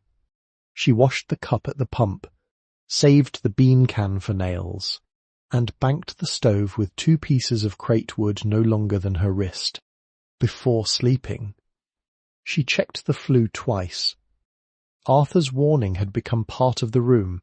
The next morning, she began the inventory of the workroom. She used a page torn from the back of the manual, though tearing it cost her a moment of apology. Then she sharpened one of the cracked pencils and made columns: object, condition, possible use, danger. She started at the door and moved clockwise.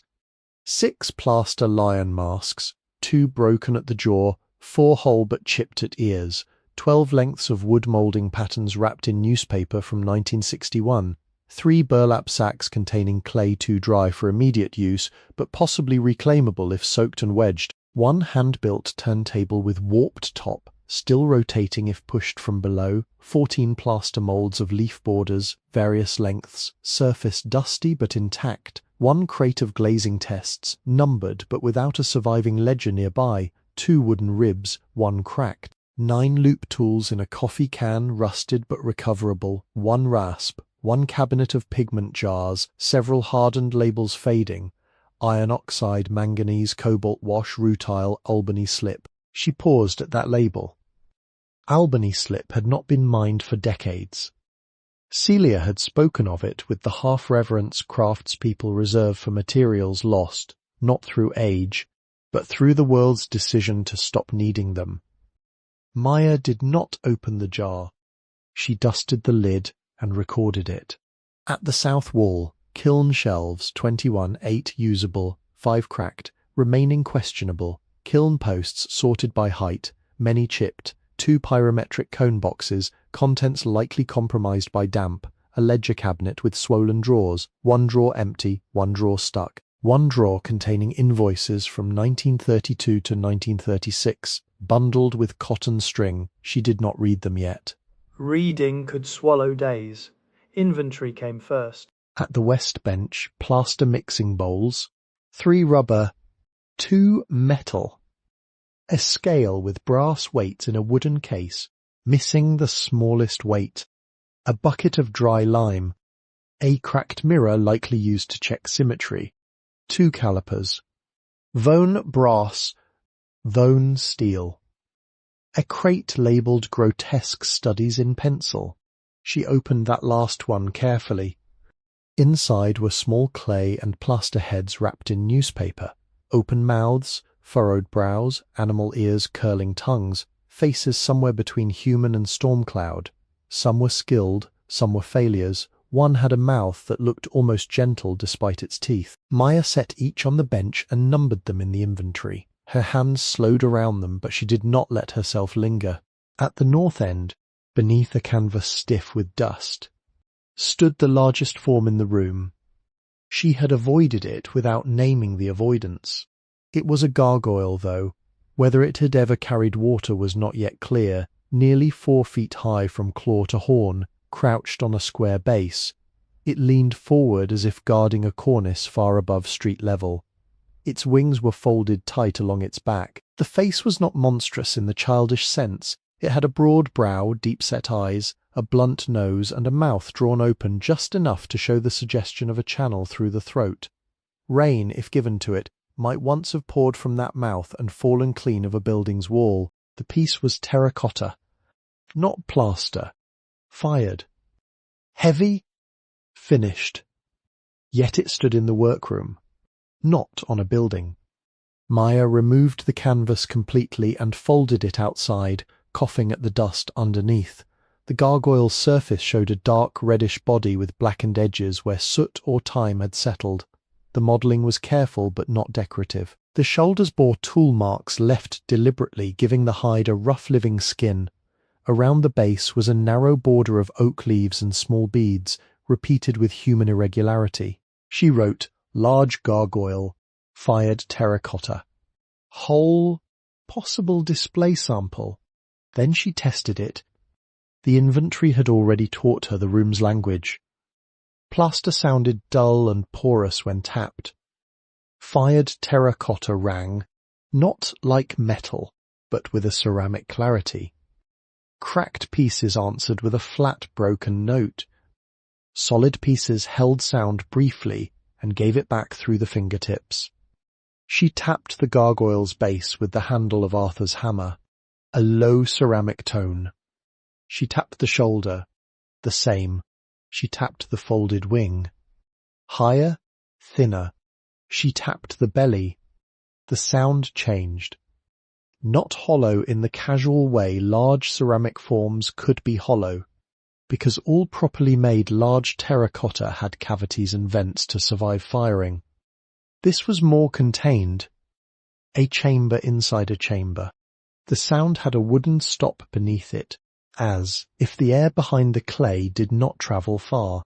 Maya tapped again, then placed her ear near the belly and tapped with one knuckle. There. She took a step back. Weight test next. The manual had nothing to say about secret compartments in architectural beasts, so she relied on Celia and caution, a fired form that size should have been heavy beyond casual shifting but not immovable if built in sections. She cleared the floor around it, wedged 2 short boards under the base as levers, and rocked it less than an inch. Something inside shifted. Not much. Not loose coins rattling. Not a broken shard sliding.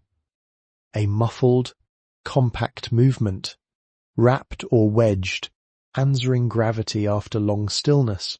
She stopped at once. For a while she did nothing but breathe and listen to the room.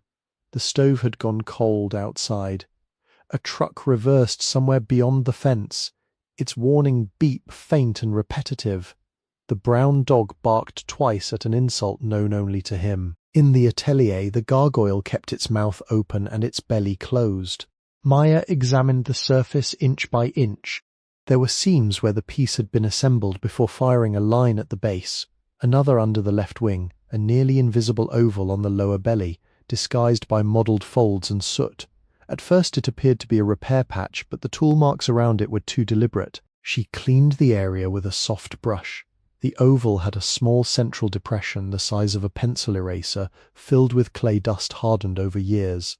She used the tip of a dental pick from the rusted coffee can. The dust came out slowly.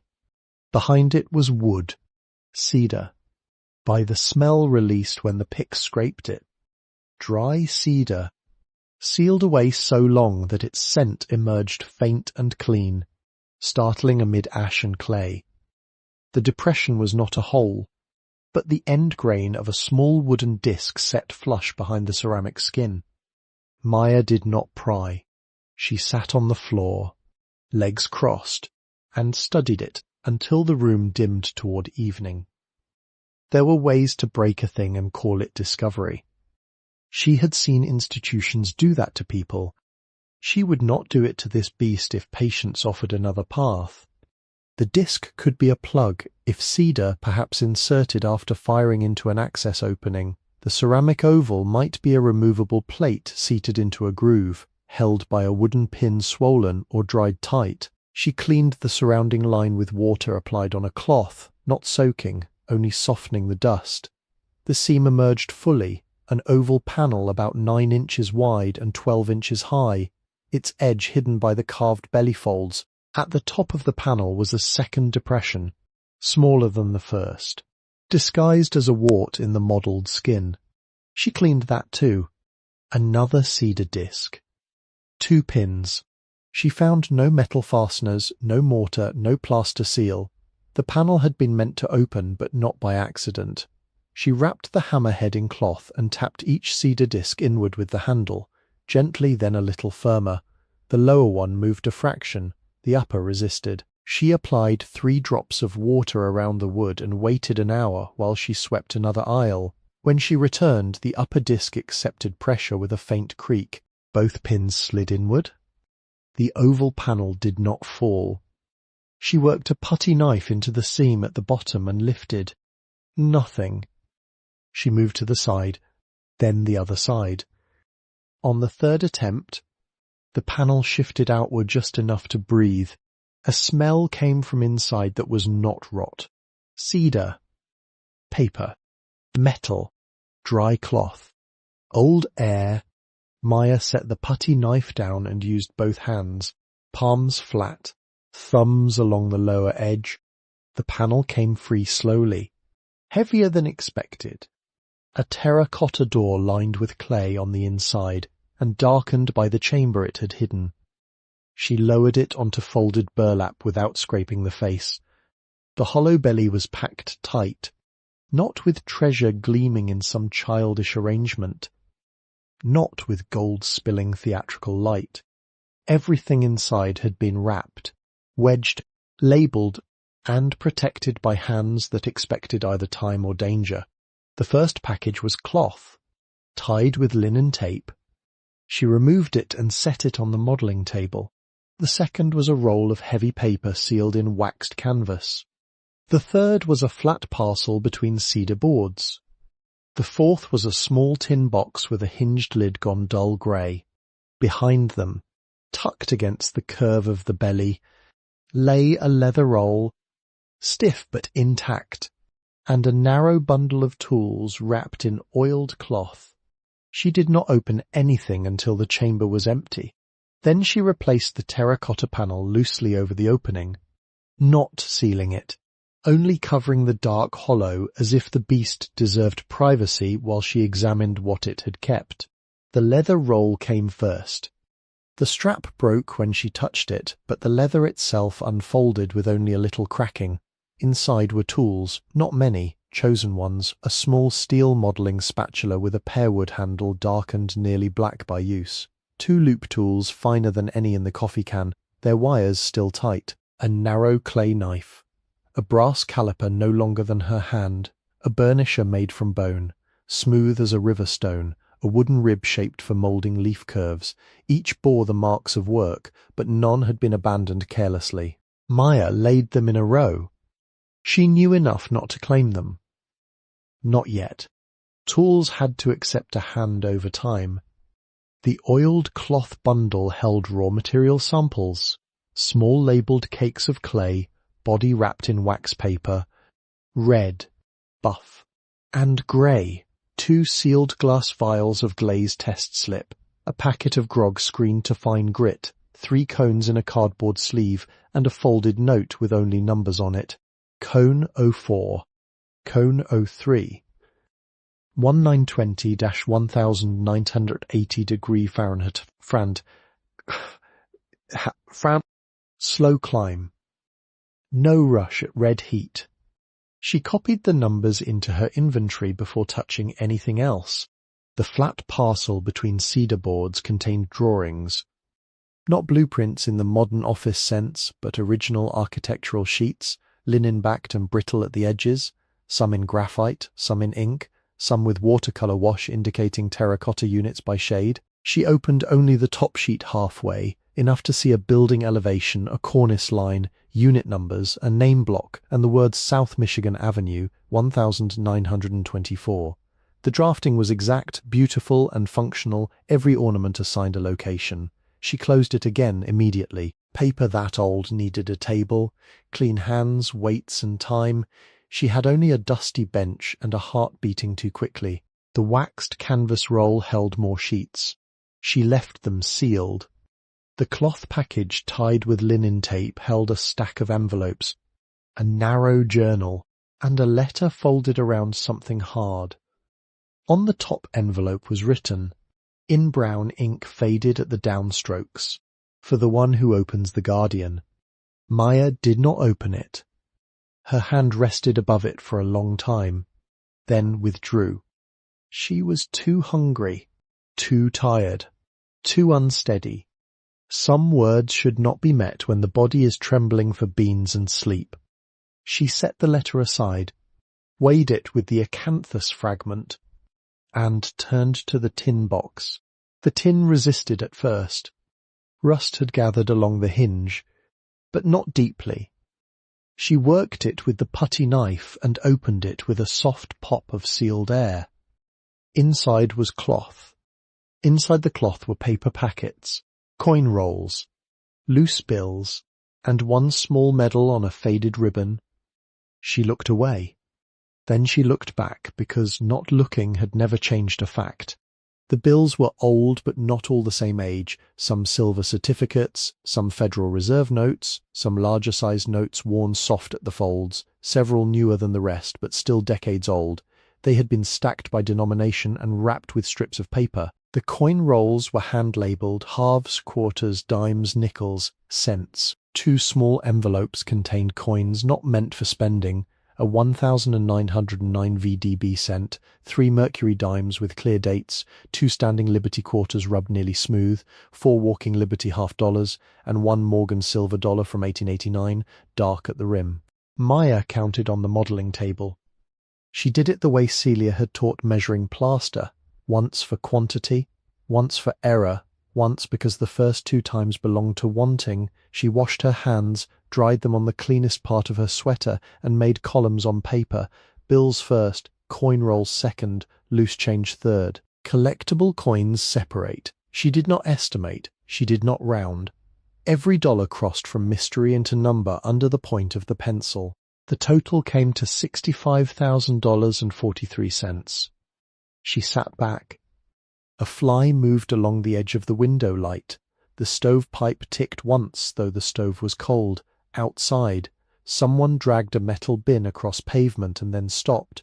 No music swelled, no door opened with an answer. The money remained paper and metal on a table, ordinary in its physicality and nearly impossible in its meaning. She counted it again. The same. The 43 cents consisted of 2 silver dimes, 3 wheat pennies, a buffalo nickel, a Jefferson nickel, and 10 modern pennies added later by some unknown hand. That last detail unsettled her more than the bills. It meant someone had returned to the box after the first hiding. Someone had added small coins, not because they mattered financially, but because exactness mattered spiritually. A cash was not a pile, it was a message with arithmetic. The medal lay at the bottom beneath a folded piece of muslin. It was bronze, darkened with age, attached to a ribbon whose colours had faded but not vanished. On the reverse was an inscription engraved by hand rather than machine. P. Bell, 1918, for service beyond fear. Maya held it only by the ribbon. She did not yet know who P. Bell had been, though the sign outside had given half an answer. Santoro and Bell, 2 names, one of blood and one of partnership. The medal's face bore an eagle and a starburst worn smooth at the high points. Military, surely, though, whether official or commemorative she could not tell in the dim room. She placed it beside the tools, not with the money. Tools, drawings, letter, medal, material, cash. The categories mattered because each asked a different kind of care. By then the afternoon had thinned. She had forgotten to eat the remaining beans when she stood. Her legs felt uncertain, as if they had been away from the rest of her. She covered the money with the cloth and then uncovered it again, disturbed by the gesture. Hiding it poorly was worse than leaving it visible. She returned the bills and coins to the tin box in their packets, wrote the total on a separate paper, then hesitated and did not place that paper inside. Instead, she folded it into the manual at Chapter 7, between chimney draft diagrams. No thief would look there first, she hoped. No honest person would need to. She put the tin box back inside the gargoyle's belly. Then the tools. Then the raw materials. The blueprints she left on the table only long enough to wrap them again in waxed canvas and cedar boards. The letter she did not return to the belly. She placed it on the counter in the office beneath the acanthus fragment, where it waited with its unread sentence facing up. For the one who opens the Guardian. The words seemed to alter the room without being read further. Guardian. Not monster. Not ornament. Not salvage. Guardian. Maya replaced the terracotta panel fully now, sliding it into its groove. But she did not push the cedar pins back tight. She left them loose enough to open again without harm. The gargoyle's belly became whole to the eye. Its mouth remained slightly open, not speaking. Evening arrived while she was still cleaning the table. She heated the last half can of beans, added 1 potato cut thin with the clay knife after washing it with soap, and ate standing near the stove because sitting down felt like giving the day permission to become too large. The food tasted of tin and earth. She finished every bit, rinsed the cup, and saved the water for softening a rag. The letter remained on the counter. Once, she reached for it. Then she stopped. There are times when a person knows that opening a page will divide life into before and after. Maya had already had too many before and afters forced upon her by other people before Celia died, after the basement emptied, before the accusation, after the silence, before the envelope on the kitchen table, after the rain. This letter, whatever it held, would be chosen, and because it would be chosen, it deserved a clear morning. She wrapped it in the least stained piece of cloth she had, and set the acanthus fragment on top. Then she went outside. The rear yard sloped toward a drainage ditch that caught water from the surrounding lots. Beyond it, through a gap in the fence, she could see a narrow channel leading toward the south branch of the river. It was not beautiful in any polished sense. The water was dark, slow near the edges, carrying bottle caps, leaves, and a slick reflection of the sky. Weeds grew high along the bank. Queen Anne's lace leaned over rusted wire. A broken shopping cart lay half sunk in mud, its handle bright where rain had washed it. She walked to the fence and stood there until the day cooled. The city made its evening sounds around her. Trucks, a distant train, a dog collar shaking, music from an open car window, somewhere, a man calling a child home in Spanish, somewhere else, the metallic slam of a roll-up door. Above the channel, swallows moved low and quick, taking insects from the air with such precise turns that each seemed drawn rather than flown. Maya watched the water because it asked nothing. She did not plan what to do with the money. She did not imagine repaired walls, full shelves, vindication, apologies, or a clean name restored by evidence laid at anyone's feet. Those thoughts hovered nearby, but she did not feed them. The first duty was not spending. The first duty was not revenge. The first duty was not even hope. The first duty was not to damage what had been kept. The sky darkened to a blue-grey that made the walnut leaves look almost black. The brown dog came through the gap under the gate without asking and stood 10 feet away, facing the same water. He had burrs in the fur along his chest. His torn ear twitched once. For several minutes they remained like that. A young woman and an old dog at the edge of an industrial ditch, both unwilling to explain themselves. At last, the dog lay down. Maya lowered herself onto an overturned bucket and folded her hands between her knees. Her palms smelled faintly of cedar and old bills despite the washing. Under the smell was clay dust, always clay dust now, settling into the lines of her skin as if the building had begun marking her back. She stayed until the first mosquito found her wrist. Then she rose, returned inside, checked the stove, checked the window board, checked the gargoyle panel without touching it, and lay down on the burlap in the office. The unread letter waited on the counter above her. The tin box waited in the clay beast. The blueprints waited in their cedar boards. The tools waited in their careful row behind a door no one had opened in decades. Sleep came slowly. Before it did, she listened to the leaks, the mice, the softened traffic, and the low column of air in the chimney, and for once the sounds did not seem to measure what she lacked. They measured what remained. The atelier was not empty. It had been waiting. Morning came through the opened window in one long blade of pale light, and the envelope on the counter took it first. Maya had not placed it there for ceremony, yet the room seemed to have arranged itself around that folded paper while she slept. Dust lay softly on the counter. The acanthus fragment held one corner down. Beside it, the pencil stubs, the yellow county envelope, and the manual looked suddenly ordinary, useful and young. The letter did not. Its paper had darkened toward cream, and the ink on the outside had settled into the fibres until the words appeared less written than grown there. For the one who opens the Guardian. She washed at the pump before touching it. Cold water shocked her wrists awake. She cleaned beneath her nails with a splinter of wood, dried her hands on the inside of her sweater, and returned to the office without hurrying. The brown dog was not at the gate. The street beyond the boards had begun its weekday traffic. Somewhere down the block, a roll-up door rattled open, and a man coughed twice in the morning air. Inside, the Atelier held itself still. Maya lifted the acanthus fragment, set it beside the inkwell, and opened the cloth. The envelope had not been sealed with glue. Its flap was tucked in, then folded again around the hard object inside. She eased it loose with the care one gives to dried leaves pressed in a book. The first thing to fall into her palm was a small brass washer, dark at the edges, stamped with a mark, a leaf inside an arch. The same shape was carved in miniature along the gargoyle's base. The paper unfolded along creases that had been made by another hand and obeyed by time. At the top the handwriting was narrow, upright, and disciplined, the letters leaning only slightly to the right. It was not Celia's hand, it was older than Celia. Still, Maya recognized something in the pressure of it, a carefulness that felt familial without being known. She sat on the floor with her back against the counter.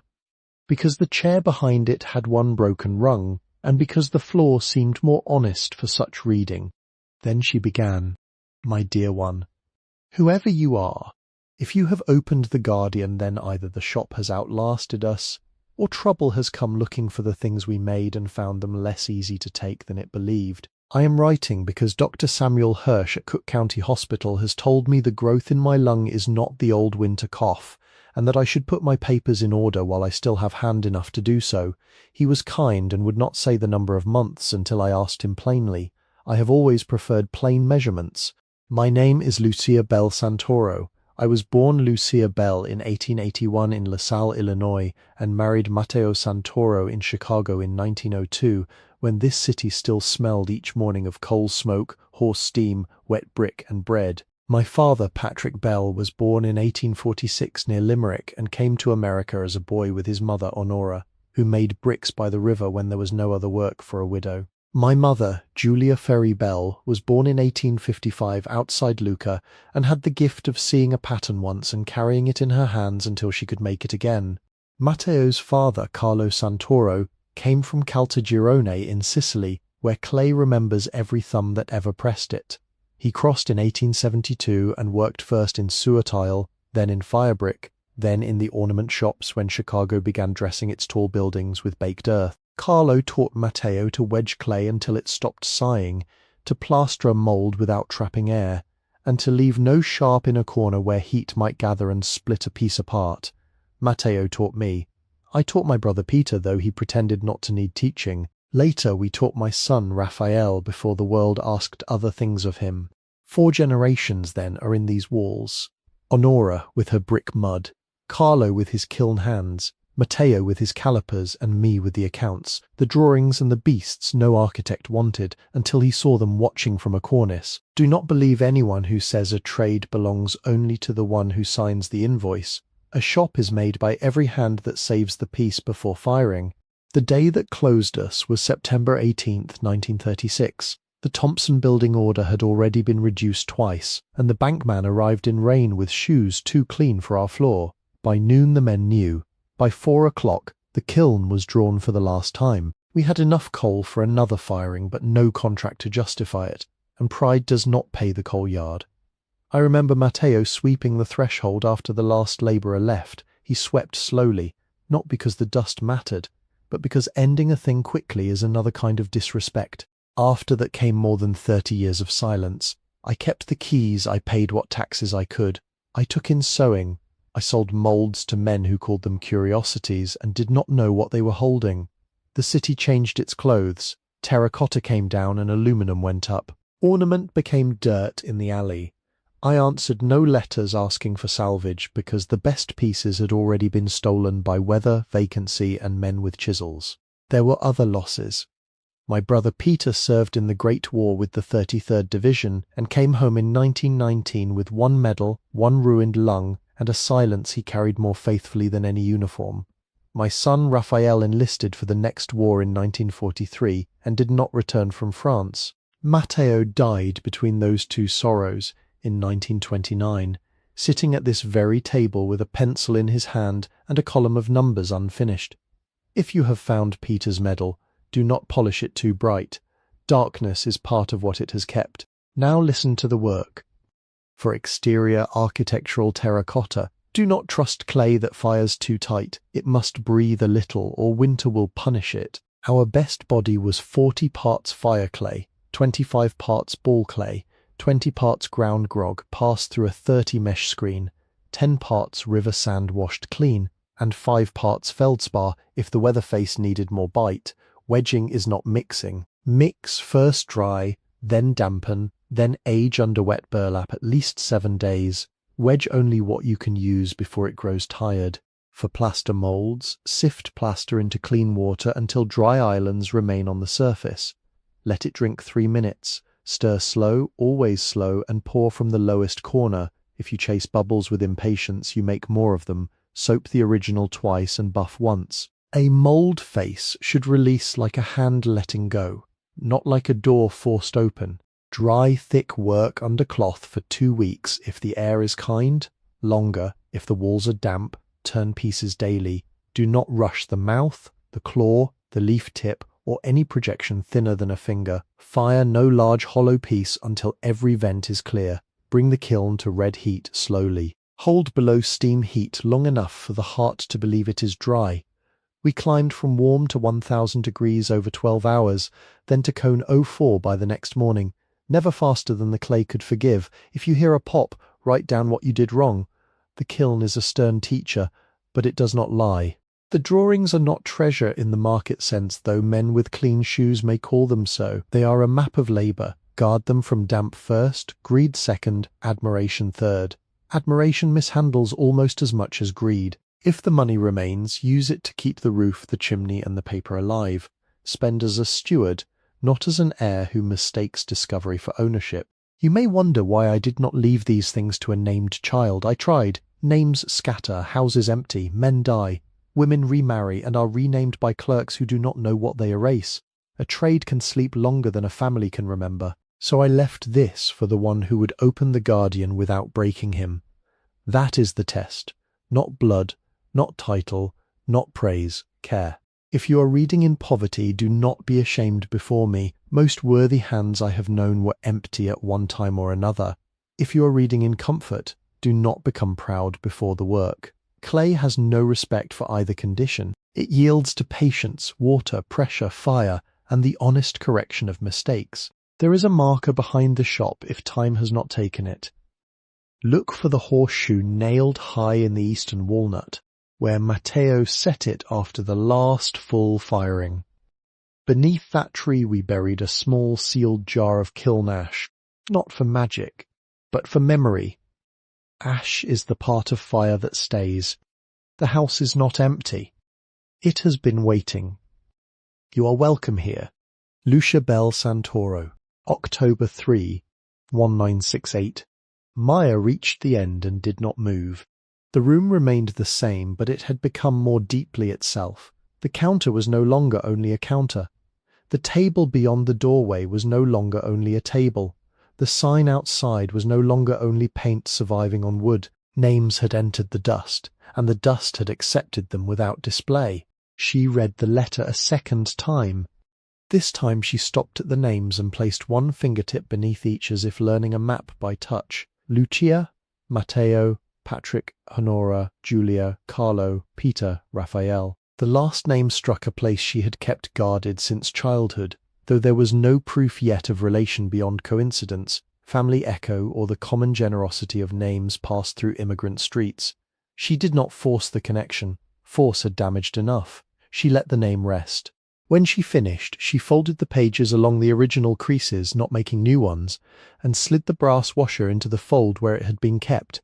Her hands were steadier than she expected. No tears came. Instead, she became very careful. She cleared a shelf, she set down the letter. She moved the acanthus fragment beside it. She placed the medal on the clean cloth and covered it halfway, remembering the instruction not to polish darkness away. Then she stood. The back door opened onto light already turning warm. She carried the letter's last sentence with her, though she had not repeated it aloud. The rear yard, seen after reading, had acquired direction. It was no longer weeds, pump, ditch, broken concrete and fence. It contained an instruction left by a woman who had trusted distance, decay, and strangers more than most living people trusted blood. The eastern walnut stood beyond the pump, the larger of the two trees breaking pavement at the edge of the old yard. Its trunk was furrowed and dark, wider than Maya could circle with both arms. Green walnuts hung high in clusters. The lower branches had been trimmed badly years before, leaving swollen knots and healed wounds. She walked around it once. At first she saw nothing but bark, lichen, old nail scars, and a strip of wire half swallowed by growth. Then, on the east side where the morning sun struck through leaves, she found the horseshoe. It was high, nearly 7 feet from the ground now, though perhaps it had been chest height when first nailed. The tree had grown around the iron, drawing the curve into itself, leaving only the outer arc visible and the two heel ends protruding like small horns. One square nail head remained clear. The other had vanished beneath bark. Rust had stained the wood below in a thin downward wash. Maya stood beneath it, not touching at first. Then she placed her palm against the bark below the shoe. The tree was damp from night air, rough, and slightly cool. Beneath the surface was movement too slow for ears. Sap. Growth. The long upward labour of a living thing that had taken an old iron sign into its body without rejecting it. She knelt at the base, brushing aside weeds and broken walnut shells. The ground was hard, tangled with roots, and littered with brick chips. She had no shovel yet, only the putty knife and the claw hammer. She did not dig deeply. The letter had not asked her to recover the jar that morning. It had only said to look. Looking was enough. After scraping 2 inches of earth, she found ash-grey soil mixed with a few black grains unlike the rest. Kiln ash, perhaps, or coal dust from the alley, or both. The distinction mattered less than the hand that had carried it there. She covered the spot again. From inside the atelier, she brought the brass washer and compared its mark to the carved border on the gargoyle's base. The leaf inside the arch. A workshop mark. A family mark. A way for made things to know where they had come from, even after their makers had gone silent. The morning expanded around her. At the fence, the brown dog arrived, sniffed once at the disturbed earth, and looked at her with mild disapproval, as if to say that humans were always burying and unburying what dogs could have identified by smell in half the time. Maya almost spoke to him, but did not. Instead, she went back inside and searched the shelves until she found what she had noticed during inventory, a narrow box of old candles in the office cabinet, wrapped in paper gone brittle with age. Most had warped. One remained straight enough to stand. It was a beeswax candle, thick as 2 fingers, ambered with time and faintly honey-scented beneath the dust. A label on the box read 1960, St. Agnes Supply, in pencil so faded she had to tilt it toward the light. 61 years had passed since someone had written that, or near enough. The arithmetic did not need to be ceremonial to be true. She set the candle in the cracked porcelain inkwell because its mouth held the base snugly. Then she placed it on the modelling table in the back room, between the row of heirloom tools and the rewrapped drawings. She did not make an altar. She only brought light where work had once happened. The match flared too quickly and singed her fingertip. She held steady until the wick caught. The flame narrowed, leaned, then stood. Beeswax softened around the black wick and released a clean, warm scent unlike the stove smoke, unlike damp plaster, unlike old paper. It made a small gold circle on the table and left the rest of the room in its patient shadow. Maya sat before it on an upturned crate. The tools shone faintly. The bone burnisher took the light along its smooth side. The brass caliper held a thin crescent at its hinge. The clay knife cast a shadow longer than itself. The blueprints remained wrapped, but the cedar boards glowed at the edges, and for the first time since entering the building, she understood that the cachet had not been hidden from her. It had been hidden for her, whoever she proved to be. That distinction did not flatter. It burdened gently. She thought of the small kindnesses that had formed a chain beneath her without ever announcing themselves as rescue. The bus driver near Blue Island who had seen the expired pass and lifted 2 fingers from the wheel. The woman with the bungalow photograph who had paid the $7 without bargaining, Mrs. Braddock freeing the pen chain, remembering Celia's visit, and sliding an unofficial index card into an official envelope. Arthur Klein placing the repair manual on the counter and opening an account under a name the city had nearly taught Maya to lower when she spoke it. Each act had been modest enough for the giver to forget. Together, they had carried her to a room where Lucia's letter could find her. And maybe that is why stories like this remain with us. Not because someone is saved all at once, but because one person leaves a door unlatched, another lets a tired passenger ride, another buys a drawing, another remembers a name. If someone once gave you a small kindness when you had no way to repay it, tell us about it in the comments. Not the grand gestures, the cup of coffee, the ride, the quiet word, the envelope slipped across a counter. Sometimes those are the things that keep a life from closing too soon. The candle burned lower while she sat. The flame did not explain the future. It made only enough light for the next object, the next edge, the next inch of table. That was perhaps the only kind of light she trusted now. Large promises had failed her, public words had failed her, institutions with marble lobbies and glass rooms had failed her, but a candle's work was exact. It gave what its small body could give and did not pretend to be the sun. Near noon she wrapped the letter in clean cloth again, then wrapped the cloth in waxed paper from one of the empty material packets. She placed it in the ledger cabinet's top drawer after drying the drawer with rags and lining it with cedar shavings from the hidden compartment. The drawer stuck halfway closed, then yielded when lifted from beneath.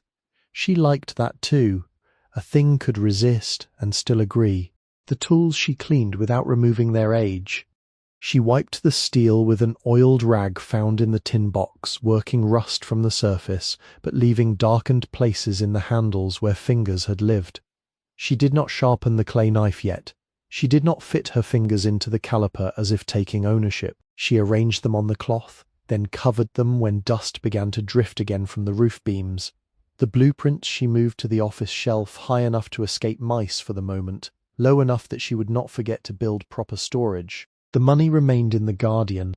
After reading Lucia's instruction, she could not imagine carrying it to a bank in a plastic bag, explaining the bills to a teller under fluorescent lights, and watching the cash become a balance on a screen. Not yet. The roof still leaked. The chimney needed masonry. Not only cleaning, the paper needed care.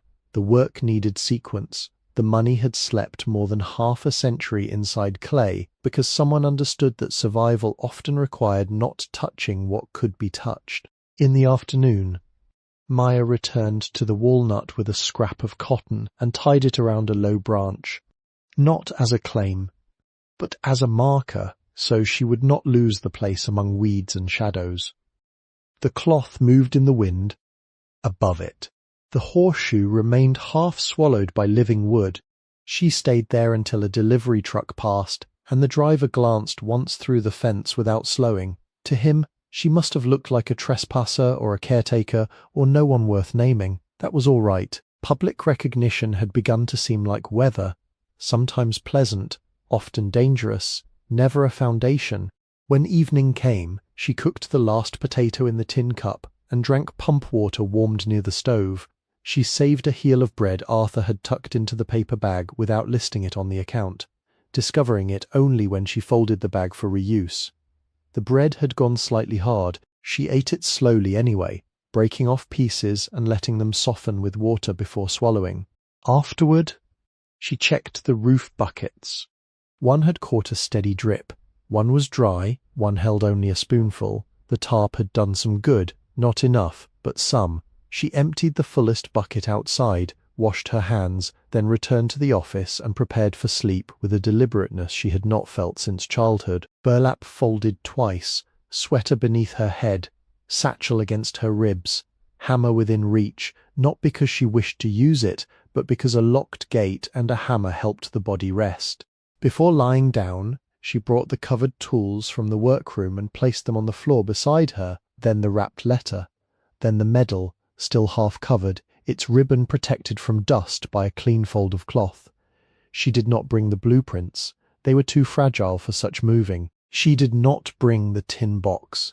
It belonged inside the Guardian until she understood the next right thing. The objects made a small company around her. Steel, paper, bronze, fired clay, heritage, if that was the word, had always sounded to her like something belonging to people with dining rooms, framed portraits, and grandparents whose names appeared without error in records. But here it lay beside her on a dusty floor in a condemned atelier, made not of certainty but of tools, instructions, debts, losses, and one welcome written by a woman who had known that names scatter. Maya touched the cloth around the letter. The room was dark except for a faint streetlight line beneath the front door. Rain did not come that night. The buckets remained empty. The kiln chimney breathed only wind. A mouse moved once in the wall and then stopped, perhaps listening to her as she listened to it. Sleep arrived slowly but without the old flinch. Near the edge of it, her hand found the acanthus fragment in the satchel pocket and closed around it. The broken leaf had become both less and more than relic. It was a beginning small enough to survive a fist. It had led her through hunger, through paperwork, through a gate, through dust, through a clay beast's belly, to a letter that had not called her worthy, only welcome. That was enough for the night. The first snow came on December 6th, falling before dawn in a thin, cautious sheet, then gathering all morning until 4 inches lay over the yard, and the walnut branches held white along their upper sides. Maya woke because the building had changed its sound. Snow did not strike like rain. It settled, it muffled, it made the street beyond the gate seem farther away, and the atelier's leaks more intimate, because thaw water found paths the summer storms had missed. By mid-morning, one bucket in the office was ringing with slow drops, and another leak had appeared near the west shelf where the sample tiles were stacked. The tarp on the roof sagged under wet weight. The corner by the double doors smelled colder, sharper, as if the outside had begun entering through the boards. She stood in her sweater and coat, breath faint in the room, and opened Chapter 3 of Arthur Klein's manual for the 4th time, though she had already read it 3 times in the previous week. The chapter was titled Roofs, Temporary Patching and Permanent Recovering. Its diagrams belonged to cleaner houses and straighter rafters, but the principles remained stern and useful. Start with measurement, account for overlap, keep water moving down and away. Replace rotten wood before covering it. Do not make a dry-looking roof over a wet failure. She measured again. The main slope over the office was 32 feet long by 21 feet from ridge to eave. The rear slope over the workroom ran 32 feet by 26 feet, with the added trouble of the kiln chimney penetration near the east side. She converted square feet to roofing squares on the back of an invoice from 1933, then recalculated on clean paper because mistakes in arithmetic became leaks in weather. She would not replace the entire roof that month. The money in the Guardian remained untouched except in thought, but she could repair the worst office slope and the seam by the chimney before freeze and thaw widened everything. Material list. First pass, 6 bundles of 3-tab asphalt shingles from Arthur's surplus pile, enough for roughly 2 squares with waste, 1 roll of 15-pound roofing felt, 1 box of 1 1/4-inch galvanized roofing nails, 2 8-foot lengths of drip edge, bent but usable, flashing cement, 2 sheets of 1/2-inch exterior plywood for the softest decking, chalk line, roofing knife, replacement tarps for staging. Arthur read the list through his glasses, then looked toward the window where snow gathered in the lower corners. You figured waste. Yes. Sir, not enough. He crossed out her number and wrote 15%. The roof is not square. I measured it. That is different from square. He went into the back room and returned carrying a roofing hatchet with a leather-wrapped grip. The head dark from years of use, the gauge still set near the nail slot. My wife's father used this, he said. He roofed half the bungalows between here and Weston before his knees went bad. Maya did not reach for it at once. I cannot buy that. I did not price it. I cannot keep it. Use it until the roof no longer insults him. The hatchet's weight surprised her. It balanced forward. eager to bite but not reckless. Along the handle, near the leather seam, someone had burned 3 initials, LMK. The letters had softened under palms. Arthur added 2 more items to the account without asking. A cheap pair of knee pads and a roll of sisal rope. Roof work alone is foolish, he said. I know. You got help. No, you do now. The help arrived the following morning at 8, walking through the snow with a cane in one hand and a thermos in the other. His name was Mr. Emil Novak. He was 76, small-boned but not frail, with shoulders that still remembered a trade his knees had refused to continue. He wore a brown wool cap, a green coat shiny at the elbows, and boots polished so thoroughly the snow slid from them in clean plates.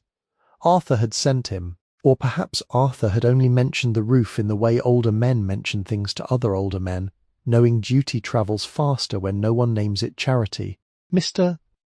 Novak stood in the yard, looked at the roof, then at Maya. Too late to do it right. Yes, sir. Not too late to keep it breathing. He would not take pay. Maya offered twice. The second time, he looked at her as if she had misnamed a tool. I will drink coffee if there is coffee. That is not pay. There is no coffee today. Then water. He taught in fragments. On the first day he made her clear snow with a push broom from inside the loft hatch, never working downhill from loose footing, never stepping where the decking had softened. He showed her how to tap rafters with the hatchet handle and listen for rot beneath the boards, where the office slope had sagged near the eave. He made her cut back the damaged decking to sound wood, then sister, a short rafter alongside the weakened one, fastening it with 16-penny nails driven in staggered pairs. Not in a row, he said. Why? Splits the old one. He spoke no more than necessary. When a nail sat high, he tapped it with one finger. That nail's proud. Maya pulled it. When her chalk line bowed in the wind, he waited without comment until she saw it, rewound the string, and snapped again from a braced knee. Line tells truth, he said. When she drove roofing nails too hard and bruised the shingle, he took the hatchet, placed a nail through the slot, and struck with 3 controlled blows, set, seat. Finish. The head lay flat without cutting the surface. 3-stroke nail. She practiced on scrap until her wrist understood what her mind had already accepted. Set. Seat. Finish. The motion entered her body through repetition, not inspiration. For 11 days they worked when weather permitted and prepared when it did not. Snow fell twice more, then melted along the blacktop, then froze at night into dangerous glass. Maya learned to carry shingles up in half bundles instead of proving strength no one had asked her to prove. She learned to cut tabs from the back to preserve the face. She learned to slide felt under existing courses without tearing brittle edges. She learned that roofing cement was not a cure for bad carpentry, only a helper at edges, penetrations and temporary seams. The chimney flashing was the worst of it. The old metal had lifted on the uphill side and water had been travelling behind it for years. Mr. Novak made her remove the tar first, not smear over it. The work was cold and black. Her fingers stiffened even through gloves, and old roofing cement came away in stubborn flakes. Beneath it, the brick showed powdery mortar and a hairline gap wide enough to invite snowmelt. They cleaned the joint, packed it temporarily, and shaped new step flashing from salvaged galvanized metal Arthur had let her take from a damaged roll. Cut wide, mister, Novak said. It wastes metal. It saves roof. On the 9th day, wind came hard from the west, and they did not climb. Instead, they sat inside near the stove while Maya patched his torn glove with waxed thread from Celia's satchel. He drank hot water from the tin cup without complaint, and looked toward the workroom where the covered gargoyle stood in the dimness. This place made the faces on buildings. Yes, my mother would point them out when I was a boy. Said they watched who entered. Maya tied off the thread. Did you believe her? He flexed his hand inside the mended glove. I behaved better under them. On the 11th day, the office slope held, not beautifully, not permanently in the way a master roofer would accept without qualification, but the felt lay flat. The patched decking was sound beneath the repaired section. The shingles lined in decent courses, the drip edge carried meltwater away from the fascia, and the chimney seam no longer admitted daylight. The last nail went in just after 2 o'clock on December 17th, under a sky the colour of tin. Mr. Novak climbed down first, slow on the ladder, both feet testing each rung. Maya followed with the roofing hatchet tucked into her belt. Inside, they stood beneath the office ceiling and waited. Snowmelt slid from the upper slope. Water struck the gutter remnants outside and fell into the weeds. The bucket near the shelf remained empty. The one by the counter caught a single old drip from another place, then none. Mr. Novak looked up. Mid-December, he said. Good enough to fight January. That evening after he left, Maya wrote every material used into the account notebook, including the nails bent beyond saving. Then she cleaned the roofing hatchet, rubbed the handle with a little oil, and hung it on a peg near the door, where its shadow rested against the wall like a promise made in practical language. January brought a colder authority. The Atelier's brick walls held the night and released it slowly into each morning, so that even after the stove burned for an hour, the corners remained in the 20s. Breath showed near the floor. Water in the paint bucket filmed over if she forgot to keep it beside the stove. The pump handle froze twice, and each time she wrapped it in burlap and poured warm water over the hinge, careful not to waste more heat than the day could spare. The chimney demanded attention because the roof patch had revealed what the rain had been hiding. Above the office stove flue, the lower brick courses were spalling. Faces had broken from several bricks, leaving powdery red interiors exposed. Mortar sifted from joints whenever the wind pushed through the stack. At the clean-out she found sand like dust in a crescent on the floor each morning. The chimney still drew, but it did not deserve trust. Arthur came to inspect it on January 4th, bringing a flashlight, a folding ruler, and the expression of a man prepared to dislike what he found. He pressed one thumb into the mortar joint near the clean-out. The joint crumbled. Portland patch, he said. Is that bad? On old brick. Often. Too hard. Brick gives up first. He wrote a list on the back of a receipt: hydraulic lime, fire clay, sharp sand, soft brick for replacement where faces had failed, joint raker, tuck pointer, stiff brush, spray bottle. Then he crossed out spray bottle and wrote old milk bottle with nail holes in cap. Cheaper. At the store, he measured materials into smaller quantities because Maya did not need full bags. 5 pounds of natural hydraulic lime from a torn sack, 2 pounds of fire clay, 15 pounds of sharp sand washed, a handful of soft salvaged bricks from behind the store. No charge though. He wrote them in the margin as owed in decency. The mix, he explained, would not be a modern chimney rebuild. It would be a careful patch for a winter, perhaps several if kept dry above. 1 part hydraulic lime, he said, tapping the counter. 1 part fire clay for heat near the flue. 3 parts sand. Add water slow. You want it like stiff peanut butter, not soup. Maya wrote 1 lime, 1 fire clay, 3 sand.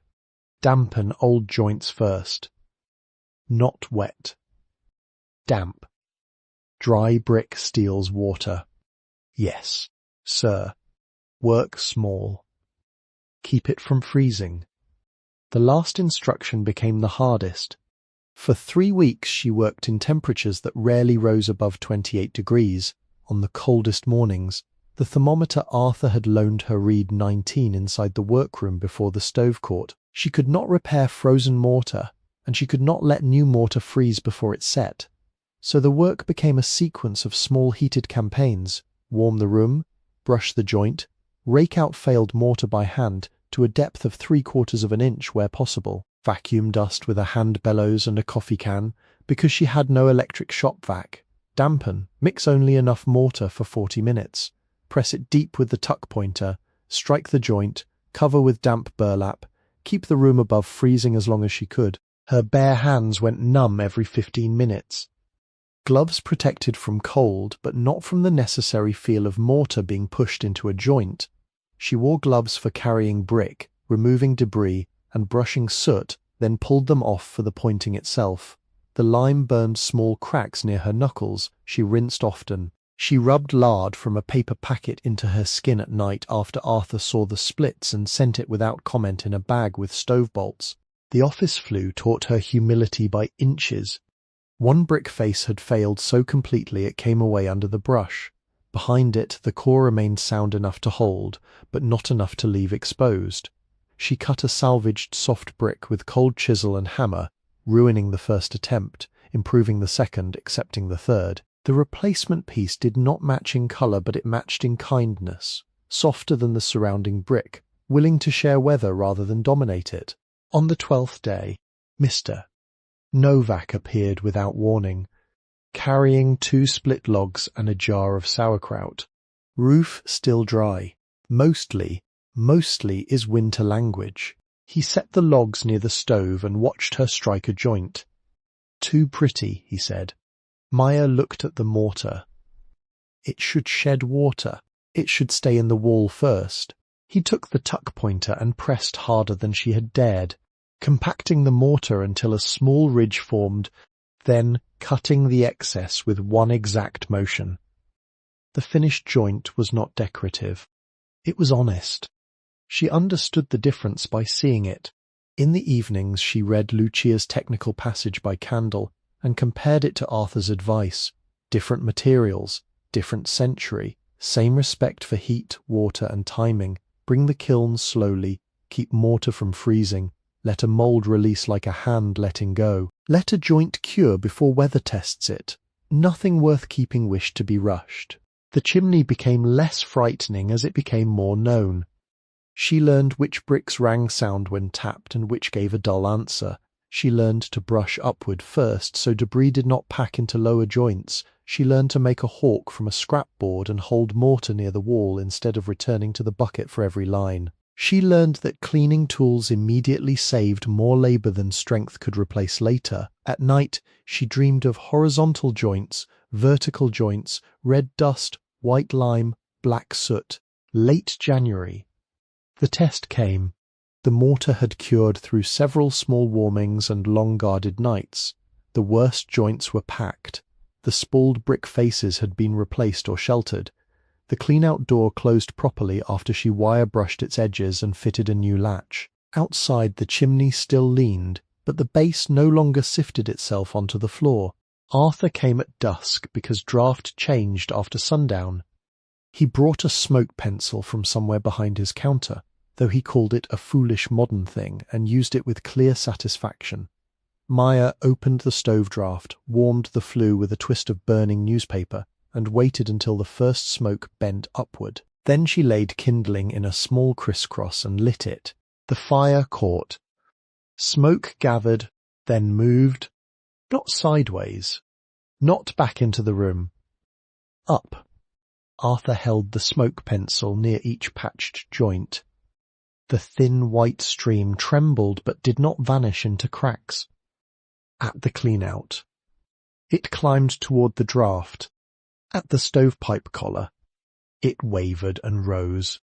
He crouched, watched, then stood with one hand against his lower back. Clean, he said. Only one word. It was enough. Maya fed the fire a little more, not greedily, never letting flame roar into a chimney newly woken. Warmth entered the office with a steadiness different from the first test fire, less furtive, more earned. The stovepipe ticked, the patched brick darkened slightly as heat moved through it. No grit fell, no smoke returned outside.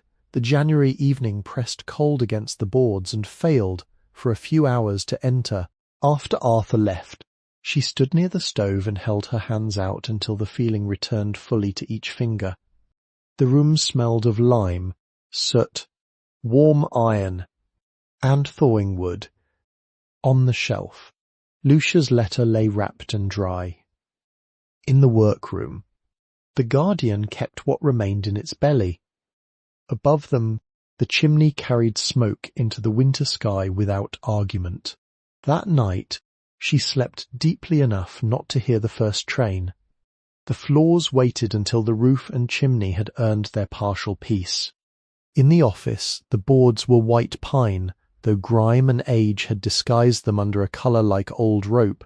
Some planks were 12 inches wide, some were narrower, replacements from different decades. The original nails were hand-cut in places, their heads rectangular and dark, but later repairs had added round wire nails, screws, and 2 ugly patches of plywood near the counter. The raised platform in the workroom was rougher, built for labour rather than welcome, but even there, beneath clay dust, the wood had kept a dense hidden warmth. Maya began by removing what did not belong. Staples, bent tacks, shards of glass trapped between boards, a strip of tar paper glued near the threshold, 2 dead extension cords, a nest of mouse-chewed packing straw.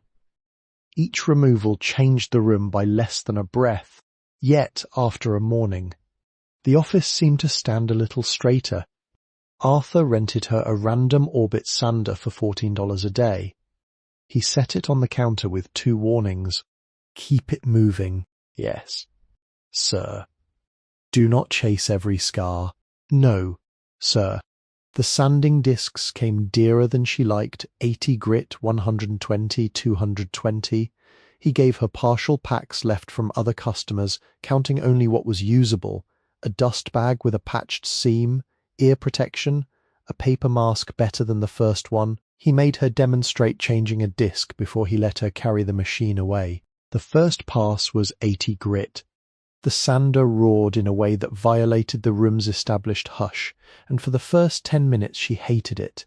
Dust rose despite the bag. The machine tugged forward if she lost attention. It could dish soft grain if she lingered and skip over hard ridges if she moved too quickly. Soon she understood it as another tool that punished argument. She guided it with both hands, working with the grain, overlapping passes, stopping often to check heat in the motor and dust in the bag. The floor changed slowly. Grey lifted, then brown, then a pale rawness appeared. Not new wood, but wood reintroduced to light. Old stains remained around nail heads. A dark line near the counter refused to vanish. Burn marks beside the stove stayed as witness. Arthur's warning held her back from erasing the floor into false youth. She was not trying to make the room forget. She was trying to let it breathe. The second pass, 120 grit, softened the scratches left by the first. The third 220 was less about sight than touch. Her hands learned before her eyes did.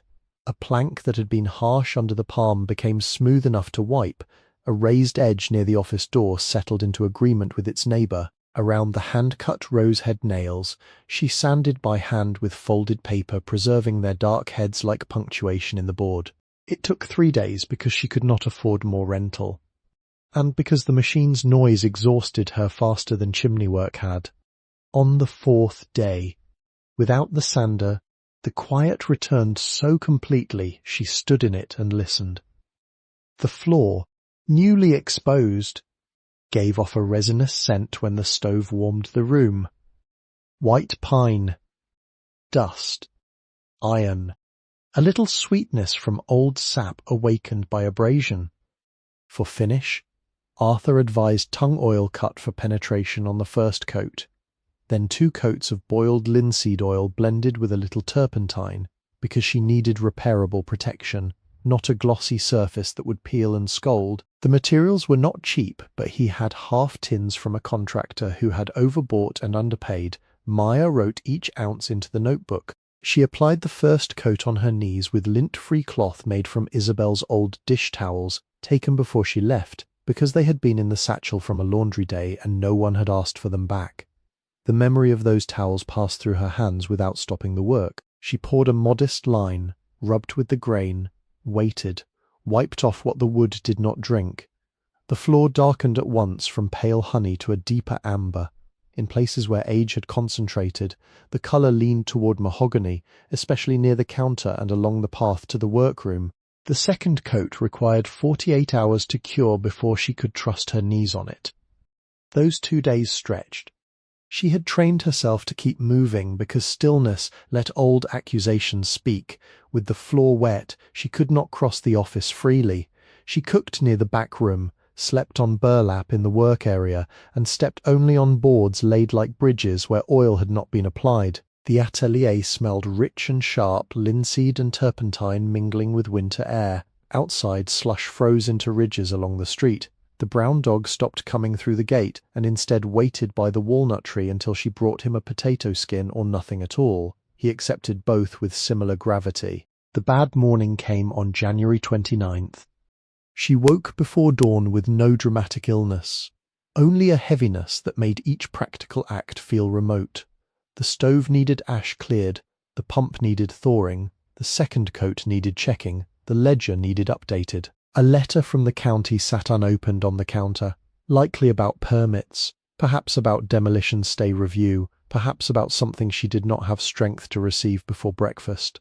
Her hands were cracked, her knees were bruised purple and yellow from roof, chimney and floor. Her right shoulder, where the satchel had once cut, ached in damp weather, as if memory had settled into muscle. She put kindling in the stove and then stopped. The match remained unstruck in her hand. After several minutes, she set it down. She walked out the back door, through the frozen yard, past the walnut, past the ditch, and followed the narrow watercourse toward the marshy low ground where the industrial lots gave way to reeds, scrap fencing and winter cattails. The air was 24 degrees, a skim of ice held near the edges of standing water. Farther out where the current moved, black water showed between reeds and reflected the pale morning. A great blue heron stood in the shallows. It looked too large for the place, too ancient for the litter near its feet. One leg drawn up, neck folded, head angled toward the water with a hunter's patience that had nothing to prove. Maya sat on a concrete block at the edge of the marsh and watched it. She did not work that day. No roof, no chimney, no floor, no ledger, no letter from the county. She sat until her feet numbed, then walked back, warmed her hands without lighting the stove properly, ate cold beans from the tin cup, and returned in the afternoon to see whether the heron remained. It had moved 10 feet. That was all. The slow alteration seemed sufficient. By evening, she opened the county letter and found only a notice that the demolition stay review had been received and would be considered after winter inspection. Not approved. Not denied. Waiting. The next morning she lit the stove, checked the floor, and applied the third coat. This time the wood accepted less oil. It had taken what it needed. She wiped the surface carefully until no tackiness remained, then stood at the threshold and looked at the office as the late light entered through the partly opened window. The boards glowed dark honey near the door, deepened to mahogany in the worn traffic path, and held every scar under the finish like a memory forgiven but not erased. When she walked across it in socks 48 hours later, the room gave back a low, settled creak. Not warning. Greeting. The atelier was not empty. It had been waiting. February made glass urgent. Cold did not only enter through walls and roof, it slid through broken panes, loose sashes, missing putty, and gaps where boards had warped away from frames. On windy nights, the office flame bent toward the east windows, and fine snow dust appeared on the sill beneath the north one, though the window itself had been covered since before Maya was born. When she pulled down the first interior metal sheet, 3 mouse nests fell with it, along with a rain of rust and a 1974 newspaper brittle enough to split under its own fold. There were 8 windows in all. 3 had no glass. 4 were cracked. 1, high in the office front wall, still held its original wavering pane, marked faintly in one corner by a maker's stamp nearly worn away. The date penciled on the sash read 1888, not 1788 as a smudged inspection note had claimed, and the correction mattered. It was old enough without being made into legend. Maya wrote in her notebook, Original 1888 glass. Do not replace. Arthur sold her panes cut from salvage. New glass will look like a lie in those frames, he said. The salvage pieces came from storm windows removed in a neighbourhood renovation, their surfaces imperfect, faintly rippled when held against light. He cut them to her measurements with an oiled wheel cutter on the maple counter, scoring once and snapping with the calm of long habit. For the cracked windows, he told her which panes could be stabilized temporarily, and which must be replaced before wind finished them. He placed a can of DAP 33 glazing putty beside the glass. Warm it in your hand. Yes, sir. Do not smear it like frosting. No, sir. He added glazing points. A stiff putty knife. A softer one. Boiled linseed oil for priming dry rabbits. And 24 feet of 1/4-inch cotton sash cord from a spool that creaked when turned. For the counterweights, she would need access panels. For knots, he drew a figure 8 on a scrap. Do not tie a granny knot inside a sash pocket unless you hate the person who comes after you. I do not.